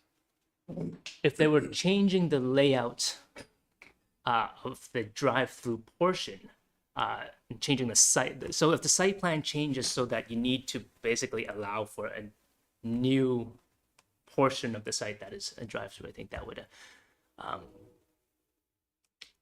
think there would be a case for having to require meeting the new requirements. So KFC and Dunkin' Donuts just did fairly extensive renovations inside, slightly on the outside, didn't really impact the footprint. None of those would have then triggered that they complied with the land development code of removing then the drive-throughs. It would basically have to be a total new use. Right. I think if they're not, if the change that they're proposing is not making the non-conformance more non-conforming, then and that's the non-conforming element more non-conforming, then we can't say no. Sure. So, I was on the planning commission when this was put into place, and the purpose, I think, was at the time to prevent, there was a pharmacy that wanted to put a drive-through at Five Corners. And I think that was the impetus for this particular rule. And then the idea of not allowing new drive-throughs in the village center, but also in that constricted village center that we were talking about, not the larger one on the map. So, I mean, Route 15 is an okay place to have drive-throughs, and we have plenty of them there already. I mean, I think the key was to keep them from the village center, and so I would not be interested in changing this at all to either disallow or allow, but keep what we have and then not have new ones in the middle of the heart of the village center. Marcus. In having given this some thought, I kind of felt like C was the best option for us. But I'm in understanding.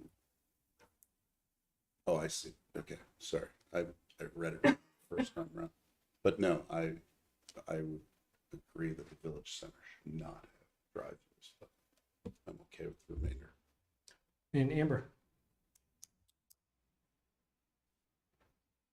I agree with that. I guess the only part that I'm on the fence about is the planning commission's consideration of this and whether I'm kind of leaning to B versus C, and having them take a look at this in general. I was the one that brought this up. At first, I was having a hard time with how we were conceiving with the village center and the idea of from my time on the bike walk, watching the renovation on all of the entrances to Five Corners, especially this one, and how bike lanes disappeared was infuriating. Because we couldn't ask a developer to go 4 feet more on the sidewalk, whatever. That's how it was explained to me. Especially over the past few years, spending an awful lot more time in the city and on my bike and coming in on Route 15, the drive-throughs that are there are sort of a cycling menace and a pedestrian hassle. And as we welcome more development, hotels, more apartment buildings, more traffic, I think adding more, it's just my opinion, adding more drive-throughs and more cross sidewalk lines. And I think it's antithetical to what we were trying to achieve when we talk about a, alternative transportation friendly community. I realize I've been schooled on many cars have idling. They turn off while they're sitting. There's electric cars right now. Electric cars, I think, are maybe max 12% so from that perspective, it seems silly to me to facilitate that. So I brought this up. I mean, I would say we have enough and cut off the rest of the drive-through additions and grandfather in the ones that are there for those reasons and a couple others. I just think they're a little antithetical to what we're trying to achieve in terms of a non-car friendly experience. Take your public health person, take your input on what happened during COVID. But as was pointed out in the memo, we can always adjust this as needed. There's only one pharmacy, I think, with a drive-through, and that's not here anymore. No, there's one. Kenny. There's one active now. Kenny. Kenny doesn't have a drive-through, does it? Yep. This one? Yep. Yep. Oh, I've used it. Amber raised her hand. Let's see, I can't see Amber. All right. No, it's fine. I think you were talking about it, Raj, but I think the only thing that came up to me as you were making your comments was that since COVID, we have seen a considerable amount of increase in the traffic, which does block on a number of occasions. I've had a hard time even getting down Pearl Street just to get home because there are cars in the road or cars across the sidewalk or whatnot. And so I think that's a separate conversation, but that's just what came to mind as you were talking. And my apologies if you said that I might have missed a piece. No, it's great. So it sounds like we might have some consensus on the village center. And I don't think that you're wrong, and I think that it would be a good idea for the planning commission, part of the strategic planning, what have you, to talk about, do we, in the next 50 years, want to have there be more drive-throughs, or is the number that we currently have adequate? When we think about these kinds of developments that go through and would replace an existing drive-through, those buildings, those developments are here for 50 plus years. They're not here for 5 years, they're not here for 10 years. And so that's really the mindset we want to have with this kind of thing is, what is it we want to see our community look like long after we're all gone? Hate to say it that way. And so just from that lens, I can totally see, no, don't necessarily want there to be more drive-throughs than what we currently have. But having that be a part of a conversation. I mean, the potential application you're talking about, as I think about it, would be a drive-through off of a side street, not off of Pearl Street, because there is no driveway entrance off of Pearl Street for that property, I don't think. And so while it's in the district that's allowed, it's off what is arguably a residential side street, even though there's a business, so it's sort of, that does bring up another conversation. So it'd be great to get the planning commission's thoughts, I think, on that long term, or just add it to their list of something to think about. But it sounds like we have consensus about what is the consensus about Village Center? That nothing new, or keep the bank thing the way it is? So if I may, I would be okay with allowing the planning commission, taking this and having the planning commission look at this for discussion later on. I think I do hear that, generally speaking, in the village center, we seem to be in a similar place. But I do want to add this, and I acknowledge that I would like to see more accessibility for bike walking in the community. But I also think about things like the amenities within this particular community that make this an attractive community to live and walk and bike and exist within this particular community without necessarily having to go to Williston or the town or, you know, other communities. So, I think, again, I would agree that if we want to move this to a planning commission discussion, that would be agreeable because of the fact that I would love to hear more about how the impact and what would drive into this, make this community more pleasing. All right, so again, we just need a little, How about B and C? Combine them into one. So basically C, but then get the planning commission to think about D and E. Yep. Okay. Sounds good. Okay. Number 10, I think it's a rather easy one. Traffic control plan. We don't currently require a traffic control plan in the LDC, but on a case-by-case basis, Hamlin Engineering has been asking for it, and we've been getting the traffic control plans. So just to improve consistency, I'd recommend that we just put that requirement into the LDC whenever there are impacts to public right of way. Yep. Everybody okay with that? Excellent. Great. All right. Number 11 is the village center 15-foot buffer.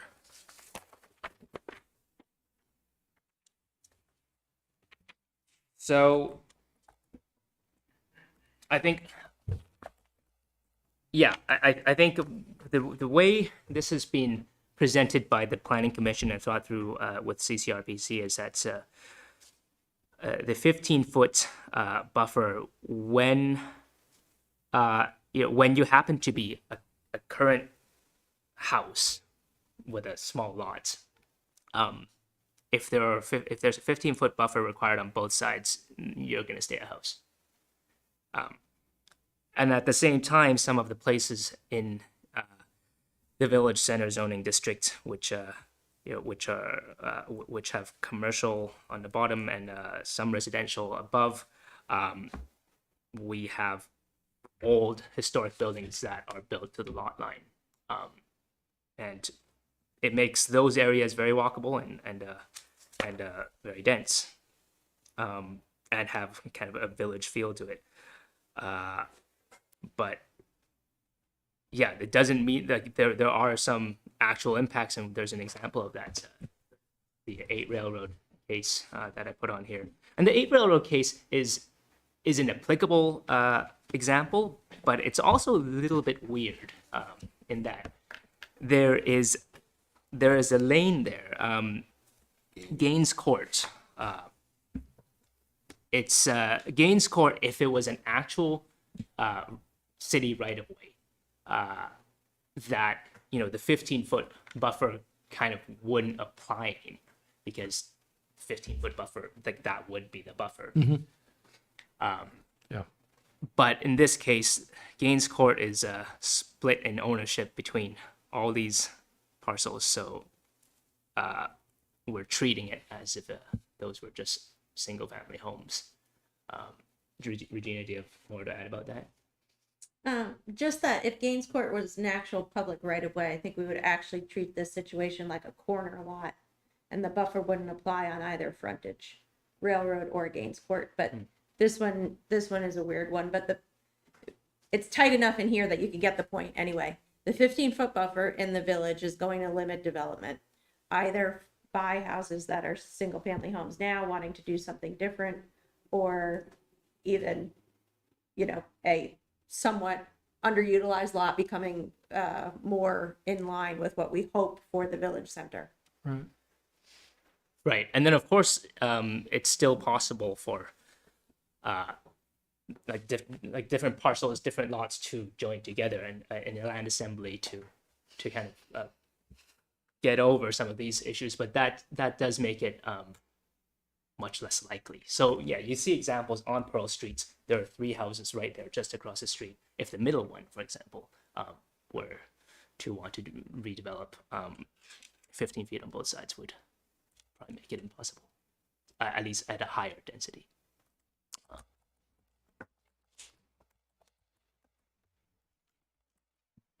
Let's start with Amber. Anything to add here? Do you have a preference? I'll ask two questions at once. Nothing to add. I think my preference is to go with the planning commission recommendation to remove the buffer. That's A. That's correct. Andrew? Concur. Elaine? Agreed. All right. It is. Okay. I was gonna say B for those homeowners who are now gonna be potentially rubbing elbows. I think that one of the difficulties is when you buy a home 30, 40, 50 years ago and the community around you is changing and what you bought is not what you currently have. It's got to be difficult. I don't personally understand that. It's not something I've had to live through, so I can't truly understand it from that vantage point. But Essex Junction has been one of the, if not the fastest growing communities in Vermont for a few years now. This is going to continue to happen. It's part of redevelopment. If you have a single family home in the village center, I can't imagine in 30 years it's still going to be there, or it's going to be probably unaffordable to keep it that way. I don't disagree, but I would say that, like going back to what an earlier comment, I'm okay with this in the village center, but I don't want to see this creep outside the village center, because then I think we're going to severely impact the feel of what is Essex Junction. So that's why I'm okay with what. Yeah, I mean, my concern initially, and the whole reason I brought this up was to consider those homes on the border of the district and figure out a way to, at least on that property line that's shared, respect that impact. Especially now if we're thinking a potential of 5 or maybe 6 stories with no buffer. Naturally, there will be something, right? But next to a single family home that traditionally didn't have much of a buffer anyway around here, having that loom in a neighborhood that is still going to remain residential. It's not part of the village center district, right? So it's not necessarily changing in the way that we're changing the village center district. There are not many examples of that. I think he said 6. But so that's what I was thinking is like, how do we figure out a way to keep that growth where it belongs without negatively impacting the folks that aren't in that district? Could we amend the rules slightly in order to, I don't know if there's appetite for the full council, but I'll just throw this out as like, if desired, could we write a rule for that edge? You know, the BC edge. So that's where a buffer lies versus in the other boundaries. I don't know if that would. That's be what desirable, option let B- alone if That's we option B. wanted to do that. And option if B we were- doesn't prevent what's going on Railroad, for instance. So It if you're 2 properties that are wholly within the village center district, there would still be no buffer. That's right. But then 8 Railroad would be affected because the south side of that is Well, what I'm thinking is, actually the No. back side of that is multi-fam. Oh, it's not right. It's not an R1 or R2 district. Next to it. Yeah, so right next to it is actually a multi-family mixed-use district with detached houses, with a few detached houses right now. Those homeowners certainly have things to say at this point. But even with option B, that I guess that would not change because they're in They're in a different district. they're in a multi-family district. Regina, what are your thoughts on this? Just that to Marcus's point of a little bit of a more kind of refined way to do this, I think we will also, it's like I hang all my hopes and joys on 2 projects. the strategic planning process and the transit-oriented design project, but really transit-oriented design. The concept there is to start that out like a charrette, which is how most form-based codes are started. And you're really looking parcel by parcel, what are the impacts, what are you trying to protect, and how you transition between the two? And how do you set up where you're building, where the most intense part of the lots are being built to, and where you downgrade in the other parts. So I think we will have better tools available to us in the future once we get through those projects to really figure this out. And I think at this point, the Planning Commission did agree and concur that within the Village Center District, this buffer is not helpful for the goals that you're trying to achieve right now. So you're saying basically just leave it and we'll address it in the next couple of years Yeah, as this process plays out. All right. leave it as the Planning Commission recommended, which is yeah. Right. Everybody's good? Okay, great. So, yeah, so lot coverage. There was talk last time about what has been recommended for that. The Planning Commission recommended a modest increase to allowable lot coverage from 25 to 30% for the building, and then full lot coverage remains the same at 40. And as I mentioned, I do think that this will be a limiting factor for some homeowners wishing to convert their homes at this time. So I looked around at some other municipalities and what they did. Winooski has, for some areas with similar lot sizes, 50%, and Burlington ranges. The house I live in is 80, but it's in a very high density area. And then I put down two options here, but I actually realized from what I saw playing out in Portland, Oregon when I was living there, and they were going through this same conversation about residential infill and this kind of gentle density. They actually ended up raising allowable lot coverage limits based on a graduated scale. So if you are rebuilding just a single family house on one lot, what the lot coverage limits you have is, that's it. But then if you are, if you're gonna build more units, you get a little more space to do that. The idea of that was to prevent some people from just building large luxury homes on lots based on policy that wasn't intended to spur that. And of course, like the other thought is that if you're gonna have some environmental impacts, you might as well get something for it that is consistent with the city goals. So I would put that as option C, to make a graduated increasing scale. And that would theoretically incentivize the kind of development we've been talking about, maybe the addition of an ADU that wasn't necessarily quite possible before, or conversion, adding of a bedroom, or Right, that would incentivize that, and addition. it would avoid accidentally incentivizing just larger homes. Quick Yes. question. Regina, something you said to the last portion about is it the transit-oriented design grant? When I had internalized that, my understanding or my thought was it was only for our transit-oriented district. Is that right or wrong? It's a good question. You.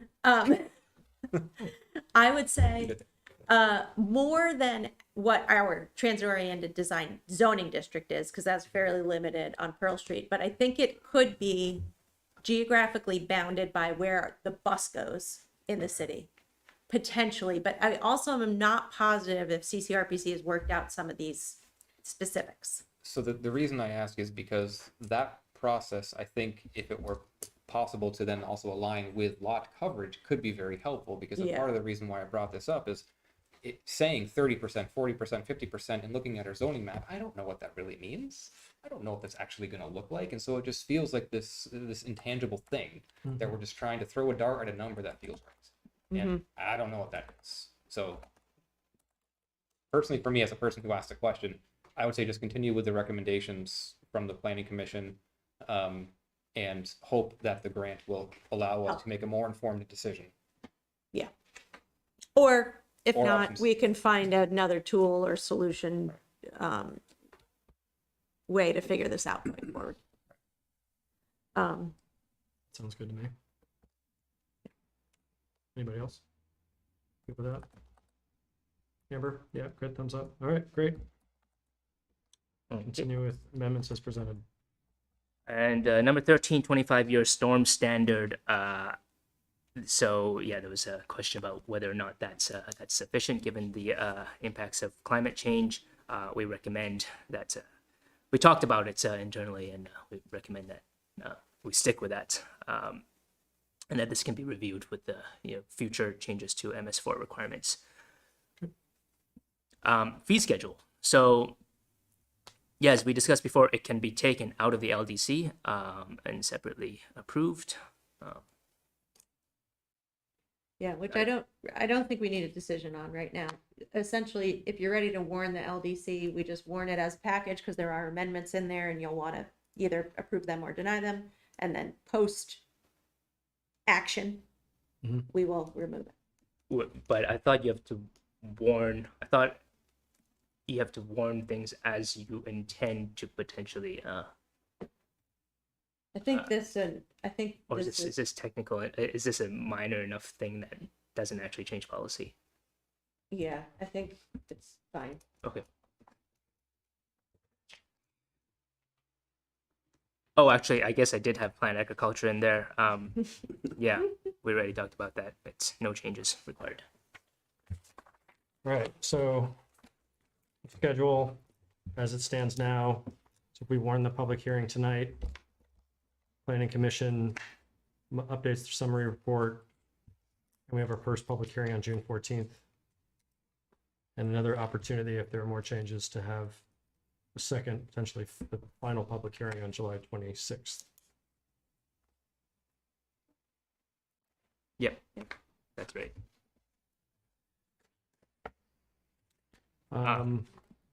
Great.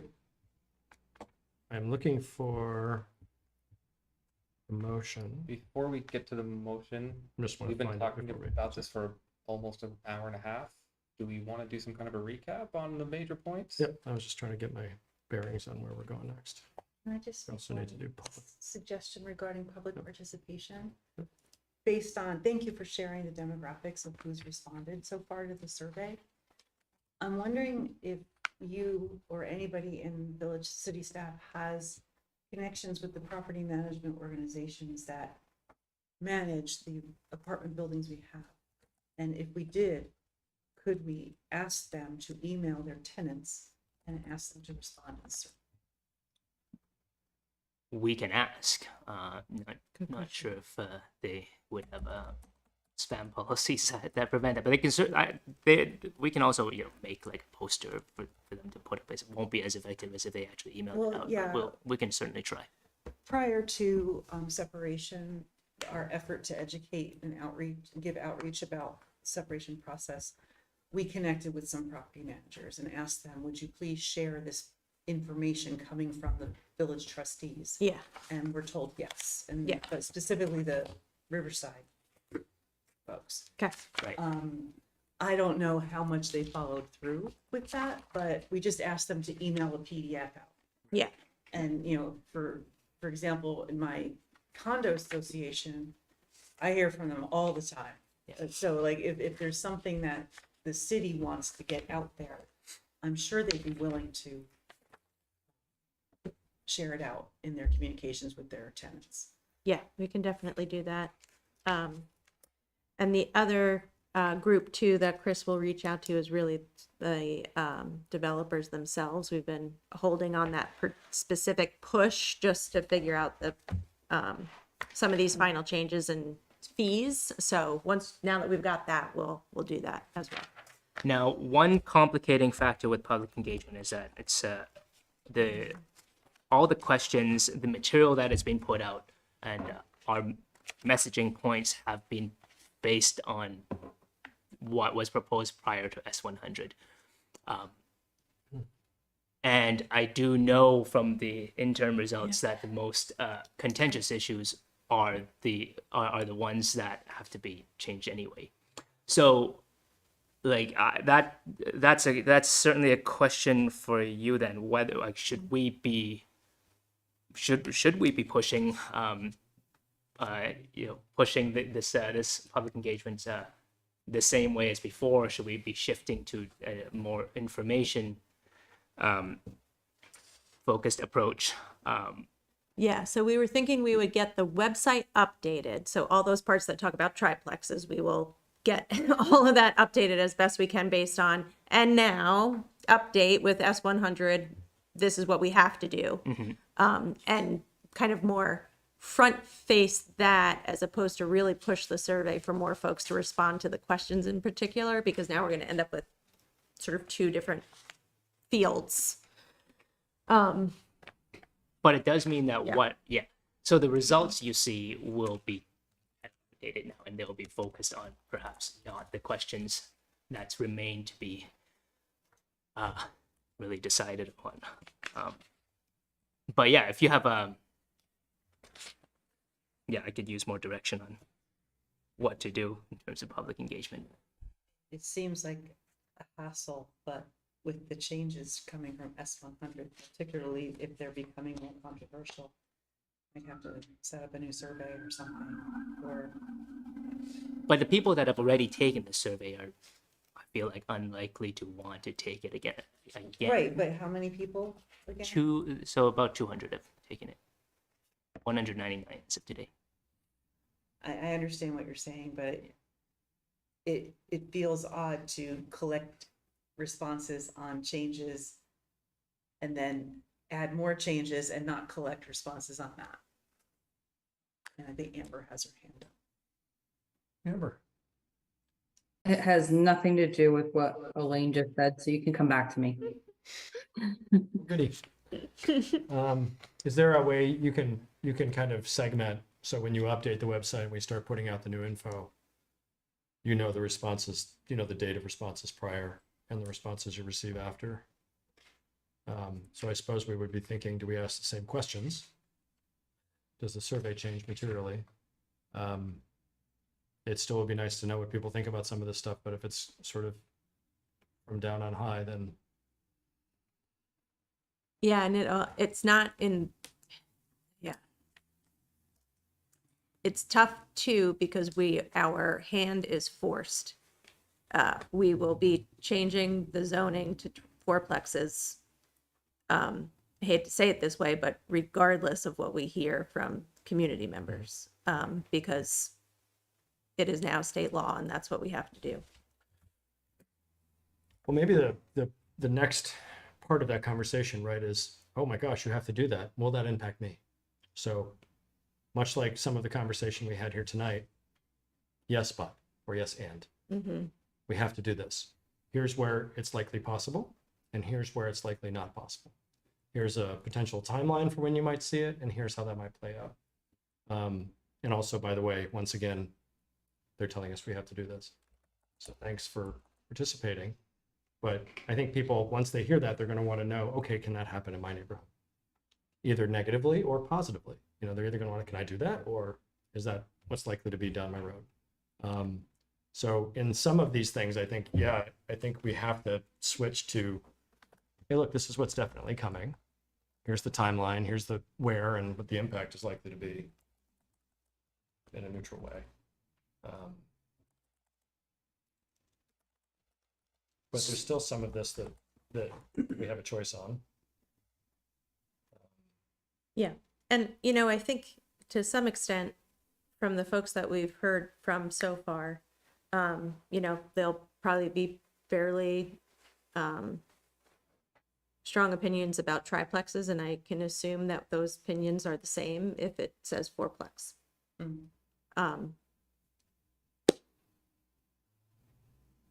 However, as we learned, there are reasons why that doesn't work for every lot, and reasons why it may not work, even if it's wanted. And that's gonna be a trick to, So certainly I can update the information side of this can be updated. Yeah. With the new with these with the changes that we talked about today and what's required of S100, I can certainly put that in. The survey, one thing I can do is just to add kind of a point to two things. What would be to the housing section and the parking section. That some of these changes will have to happen anyway. But people can continue to submit the survey, and if nothing else, at least the qualitative, the short answer part of it would still be valid, valid for analysis in terms of what people's actual concerns are. yeah, and maybe putting in the question or somewhere around the question, this is now required by the state. Right. That's Just making it very clear. We still want to know what you think. Yeah. We've now learned. Yeah. And we can still try to work on reaching, getting the word out to people we haven't heard from yet, which we have some of that. We have heard from. So. And again, just putting it in the context of when you had sent that update to us in the packet, it was over 80% homeowners when our community is almost 42% renters, skewed extremely to the more affluent portions of our community. So we're not hearing from the people who literally would benefit from a triplex or quadplex. Not that everyone else doesn't, but the people who would be renting those units most likely are not going to be those owning their home and more affluent. Right. Okay. I think I can work with that. Do we want a recap of what Amber's hand is up with something not related to what Elaine had said before. I had two comments, one public comment. Not sure where we were going to put that in. And then two, I'm not sure if this is the right time or not, but I had a couple of revisions to the hearing notice before we approved that.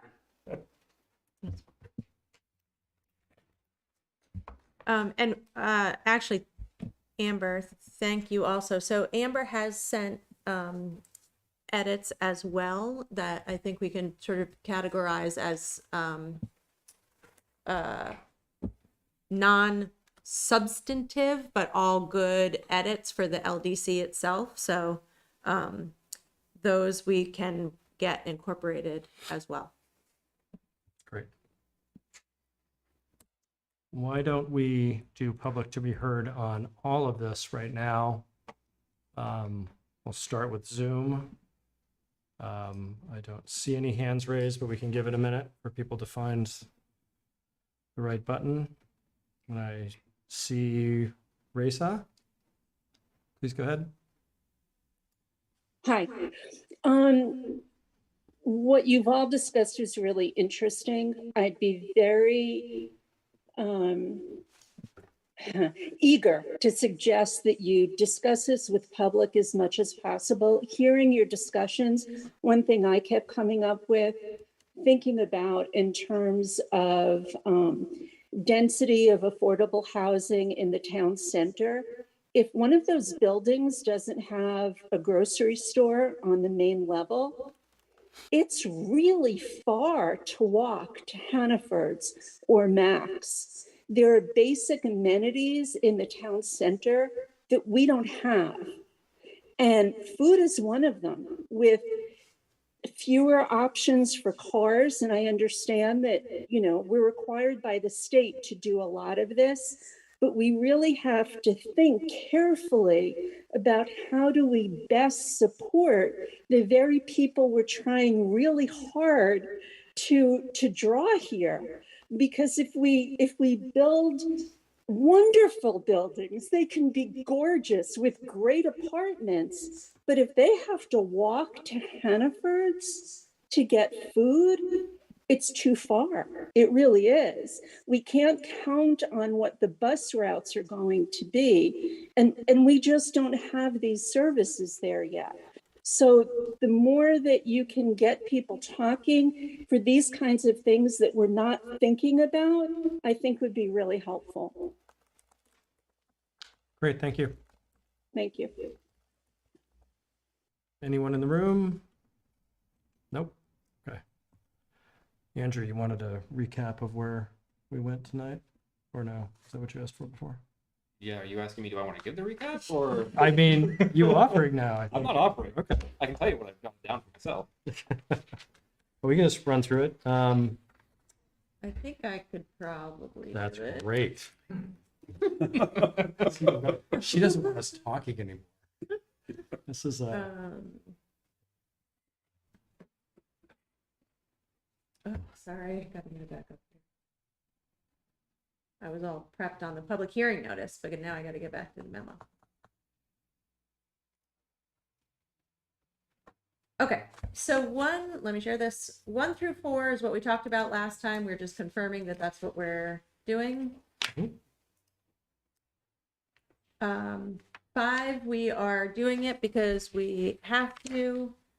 6, we are also going to add this in right now because we don't have time in terms of adding the 1 bonus story as required by state statute.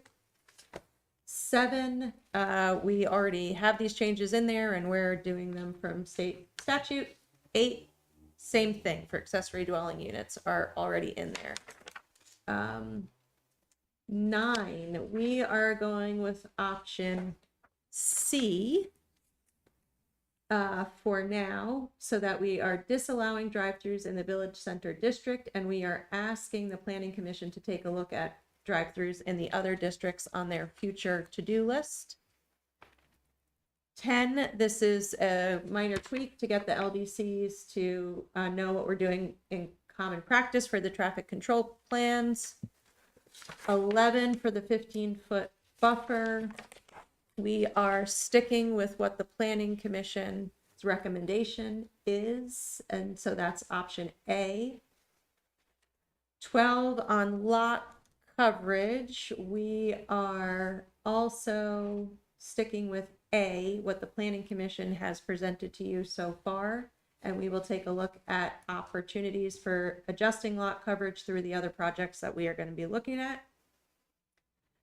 13, we are going to look at that in the future when we look at other MS4. For folks who don't know what that means, that's our stormwater permit requirements. On the fee schedule, we are deciding that that changes that are proposed to the fee schedule right now are moving forward to being warned with the public hearing with all the other LDC amendments. Ultimately, we will figure out how to remove the fee schedule from the LDC so it can be amended on its own going forward. And 15 is just a note on the planned agricultural district. Nothing needs to change with that right now. Thank you. Great. All right.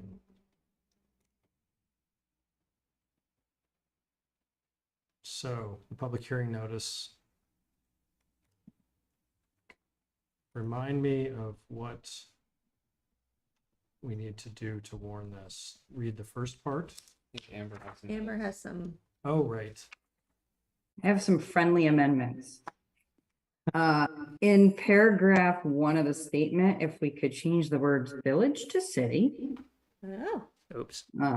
minus the village center district. And I'd like to see back to all of the conversation we've just been having about how much S100 has impacted these decisions that we are making. Maybe some reference in, I'm thinking like 2, in response to the severe housing shortage, elevated costs, and is requirements of S100 passed by the legislature, something to that effect, but somehow implicating the S100 in this statement. That's it for my friendly amendments.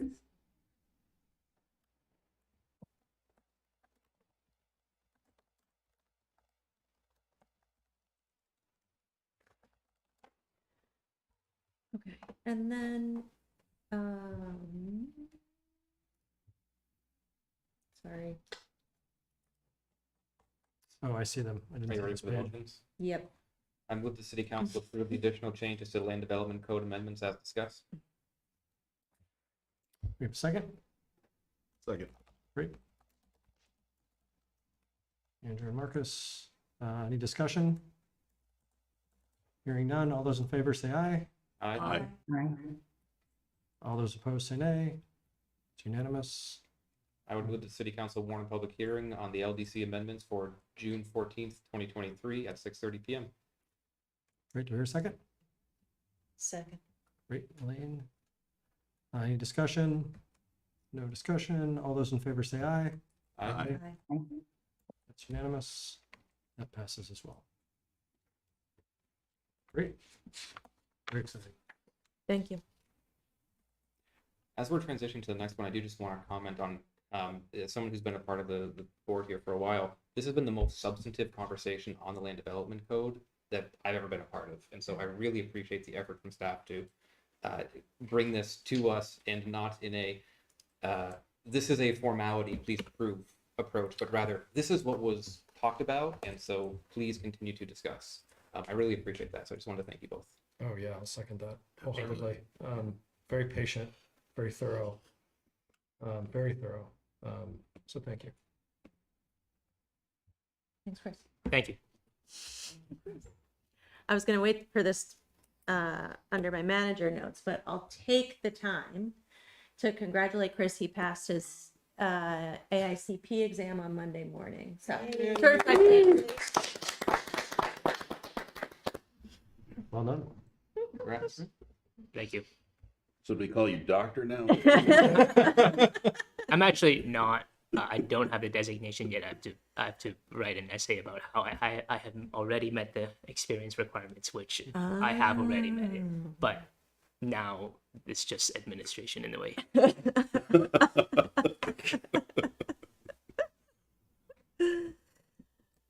Okay. Amber will proofread it for you.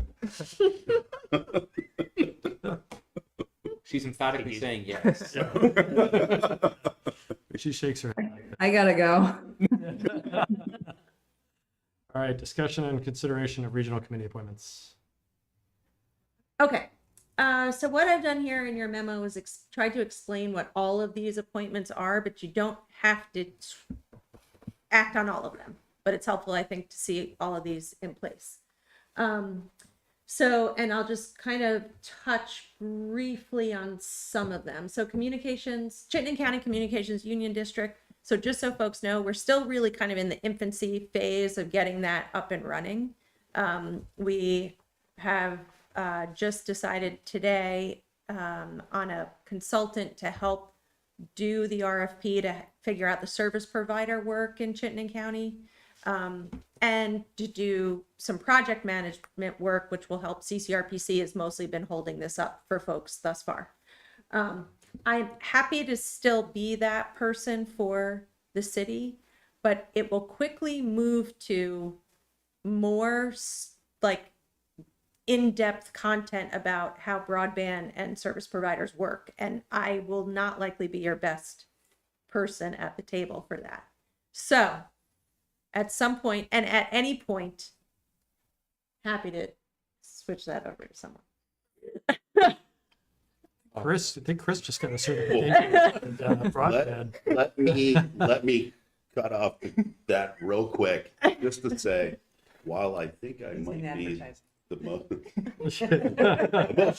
qualified, I believe I have my conflict of interest being an employee of Comcast will not make me an appropriate candidate.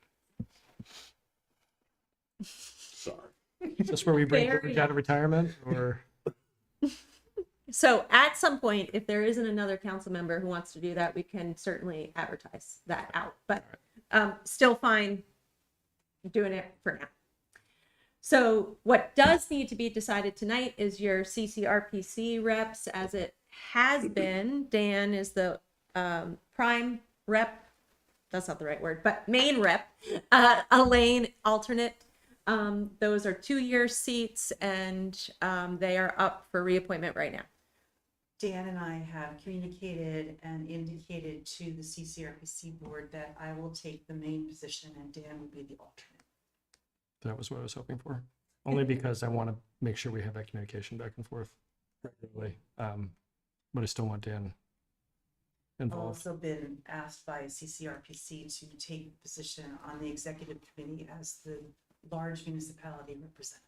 So, because the current one, Jackie Murphy from Colchester, is moving into a different position on the council, on the executive committee, so they asked me to take her place. So I'll be doing that too. So you won't have any free Wednesdays. No, as a matter of fact, every Wednesday will be booked. Yeah. So I'm also on the Equity Advisory Committee, and that's another Wednesday. Pretty sure. Everybody all right with that? Yep. Okay, great. Thank Members you nodding emphatically. very much. No, I'm happy to. Excellent. Okay, Chittenden Solid Waste District. So the other thing that's a little bit weird about this is some of these organizations we just joined not too long ago. So we've had some of these conversations not too far in the distant past. In the future, when we do this at this time annually, this will make a little bit more sense.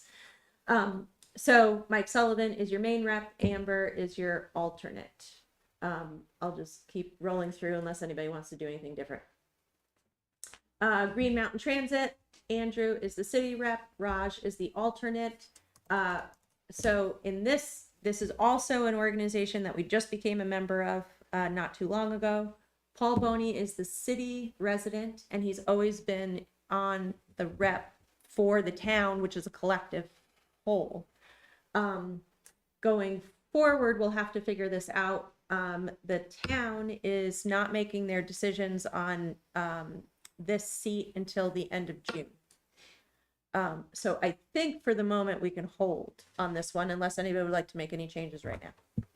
I'm happy to stay on until there is somebody else who would be appointed. I would personally be more than happy to step aside so that come July 1st, somebody else can take it. Okay. Town meeting TV. Amber is the main rep. We don't have somebody in the vacancy. This position does need to be appointed right now. They're 1-year terms. I did reach out to Amber myself and inquired, but I will let her speak for herself. But I am more than willing to take that vacant alternate spot. Amber, do you want to stay where you are on that board? Yeah, so basically the discussion was, I think I was relatively new on this board, so I'd kind of like to at least keep some consistency for the next year. So I'll keep the main spot, and as Marcus said, if he'll take the vacancy on as the alternate. Okay. Awesome. Thank you. Champlain Water District. So nothing that we need to do for this right now. Okay. Ultimately, both Greg and I met with Joe Duncan on one day this week to figure out what to do on this. So board members on Champlain Water District are elected members. And also we will need to have a city vote in order to add us as a member. The town's, collectively with the city, current member is Aaron Martin. He is a city resident and is the engineer in the town. So he has done a great job all this time of serving both of us. Our suggestion is that he rides out his term, which will go all the way through March 2025 because they're 3-year elected terms. Next town meeting for us, next city meeting, we have a vote on the ballot about whether to join Champlain Water District. If that goes well, at the next spring, right when this position is coming to an end, we have a member on the ballot for election to carry forward. Winooski Valley Parks District, George Tyler is appointed to that. I reached out to him. He's fine staying on, but also completely fine if somebody else stepping off, if somebody else wants to take this on. So Anybody want to do, George has such a lock on that. I think he's. Yeah. We kept George there. Okay, then just so you know, also for local committees, we have the Tri-Town Committee on Sewage. George Tyler was on that. The bylaws for this committee are ancient. They have not been changed in a very long time. They do refer to council and legislative body reps on it. They're mostly, it has been staff that have been going to these. And we've got Chelsea, Jess, and myself going to these now. But if a council member wanted to be on it, we can figure that out, I'm sure.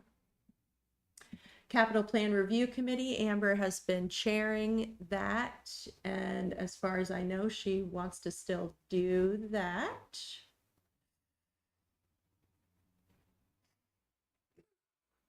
Take that as a yes. Sorry, I'm still here. Yeah, that's fine.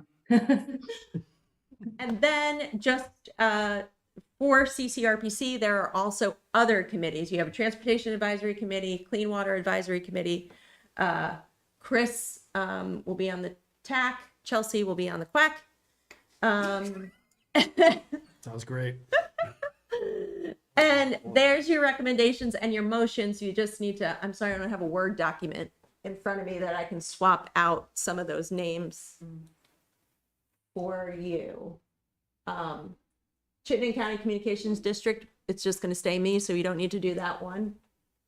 CCRPC, we're going to have Elaine as the rep, Dan as the alternate, and Chris on the Transportation Advisory, Chelsea on the Clean Water. Town Meeting TV, Amber as the representative, Marcus as the alternate. And then Winooski Valley Parks District, we're going to keep that George Tyler. as is. Was there anything else we talked about changing right now? We're holding, That's on an alternate year. So moved. Amber? Oh, and I'd actually like to just post the position for the Communications Union District. I mean, unless somebody disagrees, I'd like to see this come off of Regina's plate. As she already has enough on her plate, and it doesn't seem like anybody on the council is gonna be able to take that seat. Thank you. You have a new best friend. I would also Alright. suggest going to maybe to the bike walk committee to see about the Winooski Valley Parks District. Yeah, we could do that. And if no interest there, then you would just probably, Yeah, to all committees, matter of fact. when that came to us, I think there was general feeling of the board that everybody had to take something. Yes, yeah. Yeah. We've all taken it. Well, I think Tassie, I think I'm pronouncing that correctly. Apologies if I'm not. Was also interested in Winooski Valley Park District as well. So she might still be interested in taking that on.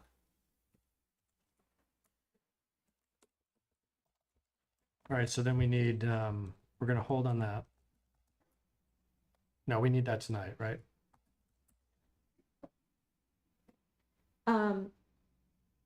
Oh, wait. Sorry, so these are, this is very difficult to figure out how to District. attempt to craft. No, we can hold on Winooski Valley Park District, looks like. So we need, we're gonna post the Communications Union District. Yes. It looks like just the two middle bullets. Yeah. So In terms of a motion. I'll move that we appoint Elaine Haney to the Chittenden County Regional Planning Commission as primary representative and Dan Karen as an alternate. We appoint Chris Ewan to the Transportation Advisory Committee and Chelsea Mandego to the Clean Water Advisory Committee. And we appoint Amber Tebow as representative to Town Meeting TV. Second. And Marcus is alternate. Marcus Serta is alternate.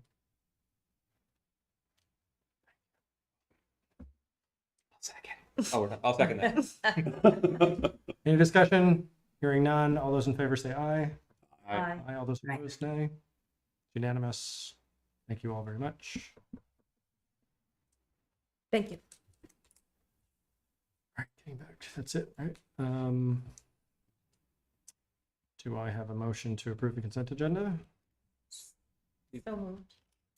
Second. Lane moved, Andrew seconded. All those in favor say aye. Can I? Aye. Oh, Aye. comment. Excuse me. Yes. me.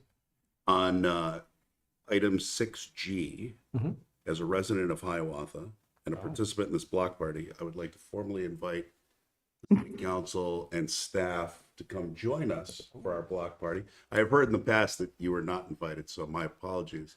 So this year, we would like to invite you to come join us for our little Oh, soiree. yeah, you want. So please, come on up. All right, sure. Thanks. Thank you very much. Thank you. While we're making comments on this, I guess I would also just like to appreciate having one of our appointees being here at the meeting, sitting through all of this joy that we have had of a meeting for this portion. So I appreciate that and thank you. Well, thank you. Thank you for your trust in us for holding that position. One that we enjoy very much for many years. And Thank Jeff you. loves the land development code. Changing now, so I'm You want to add anything? Any comments on it? Your favorite passages? some of them are already here. Beating on people and now they're in there. Great. Thanks for working through that. Anything else? Great. All right. So all those in favor of approving the consent agenda, please say aye. Aye. And that is unanimous. Reading file, council and manager comments. Gina, you already shared one great one. Yes. Anything else? We are fully aware that the West Street extension sidewalk is bad. And so That's one way to put it. one way to put it. Yeah.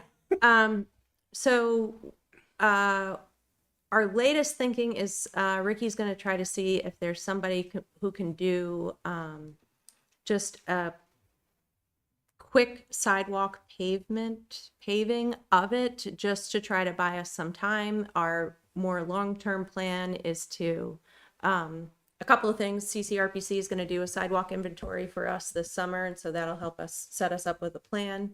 But we don't necessarily need that to know that this sidewalk is in desperate need of improvement.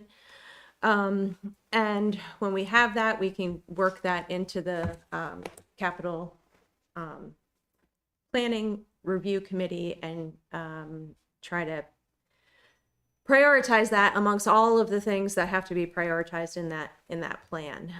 So we're have that on our plate and are working on it. So just want to make sure folks are aware of that.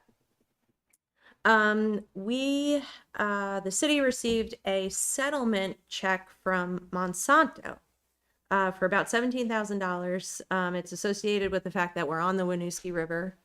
And what staff is planning to use that for is to get us started on figuring out the stormwater utility. So it's helpful because it's a little bit of cash and we can try to get a consultant on board to just help us really get that process going. Because despite Jess and Chelsea's efforts, they are busy. So getting somebody to help with that will be really great. Memorial Day Parade, I think you folks know about that. But so everybody knows, pre-parade program at Five Corners at 9:30. Parade starts at 10. Lincoln Street and Pearl Street will be closed for that. Who is emceeing the parade? Oh, is it Atlanta Marcus? Excellent. It's gonna be awesome. It's going to be amazing. That'd be a good time, and the weather will be nice. Oh, it's gonna be gorgeous. Then next week, there is a tree and history walk. I think it's the first annual tree and history walk on the 3rd. And there's also the first annual Pride Festival at EJRP as well.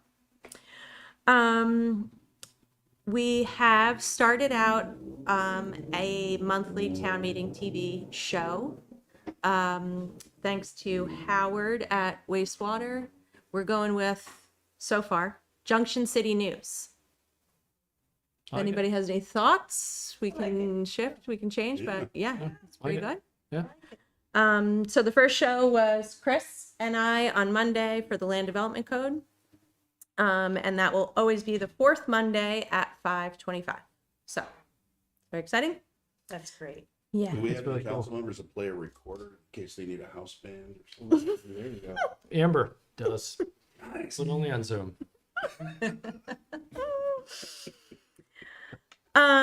We are in Daggers. process for we've got the admin assistant and clerk assistant jobs have been out there for a while, and over 60 applicants for admin assistant and over 40 for clerk assistant. So it's actually really great and surprising.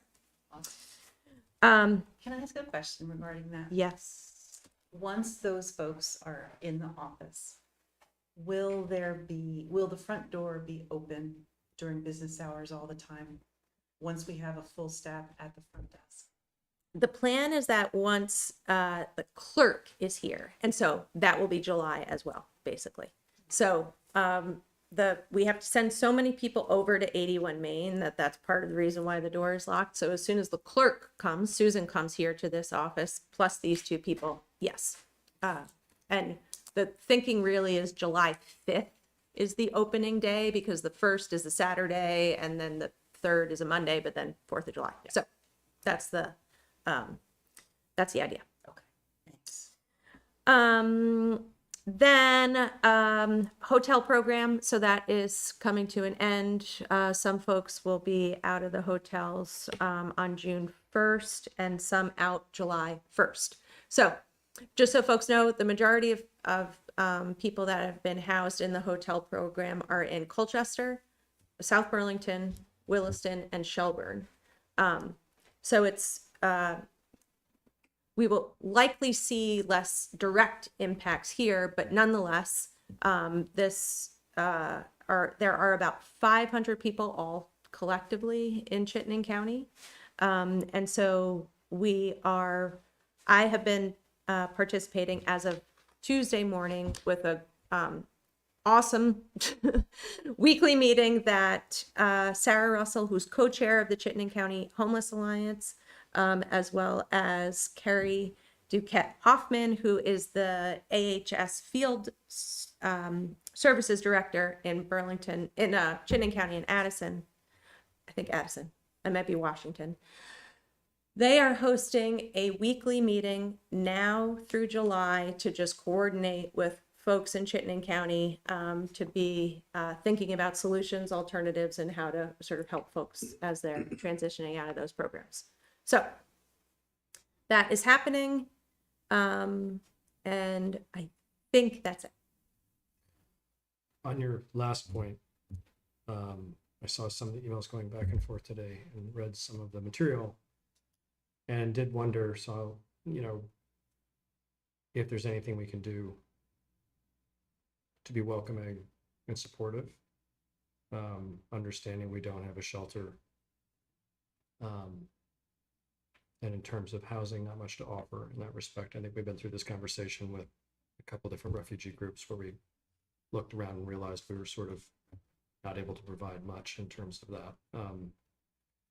But some of the interesting ideas that came from a brainstorming session in Montpelier were, access to Wi-Fi, access to safe places to park a car and sleep, access to, and it goes on in ways you might not automatically think of immediately. So I don't know, I can't think of a way we can, I don't have any solutions right now, but it would be a really interesting thing to see if the community could figure out a way to provide some transitional assistance in a coordinated way, at least in the ways that we can. So I don't know what we can do as a board or individually, or I think it's amazing that you're going to those meetings, and if you could bring anything back, sort of report out between meetings, what you find to the whole council, then we can maybe engage with some of the nonprofits and churches and other places around here and see if there's something we can do. But Yeah, I that mean, was, my mind went yeah. to, you know, fairgrounds and them stepping up with vaccines and testing, but some of these states don't work with the events they have going, you know, there's the whole complication of how that works out. Does it really work? So, just something. Yeah, that's my thinking in terms of just trying to attend these meetings, just to see what's going on and how we can assist, how we can be helpful, or if there's any ideas that are happening in other communities that make sense here. Or, yeah, or even if there's Yeah. some way that our community can support another community's work. Yeah.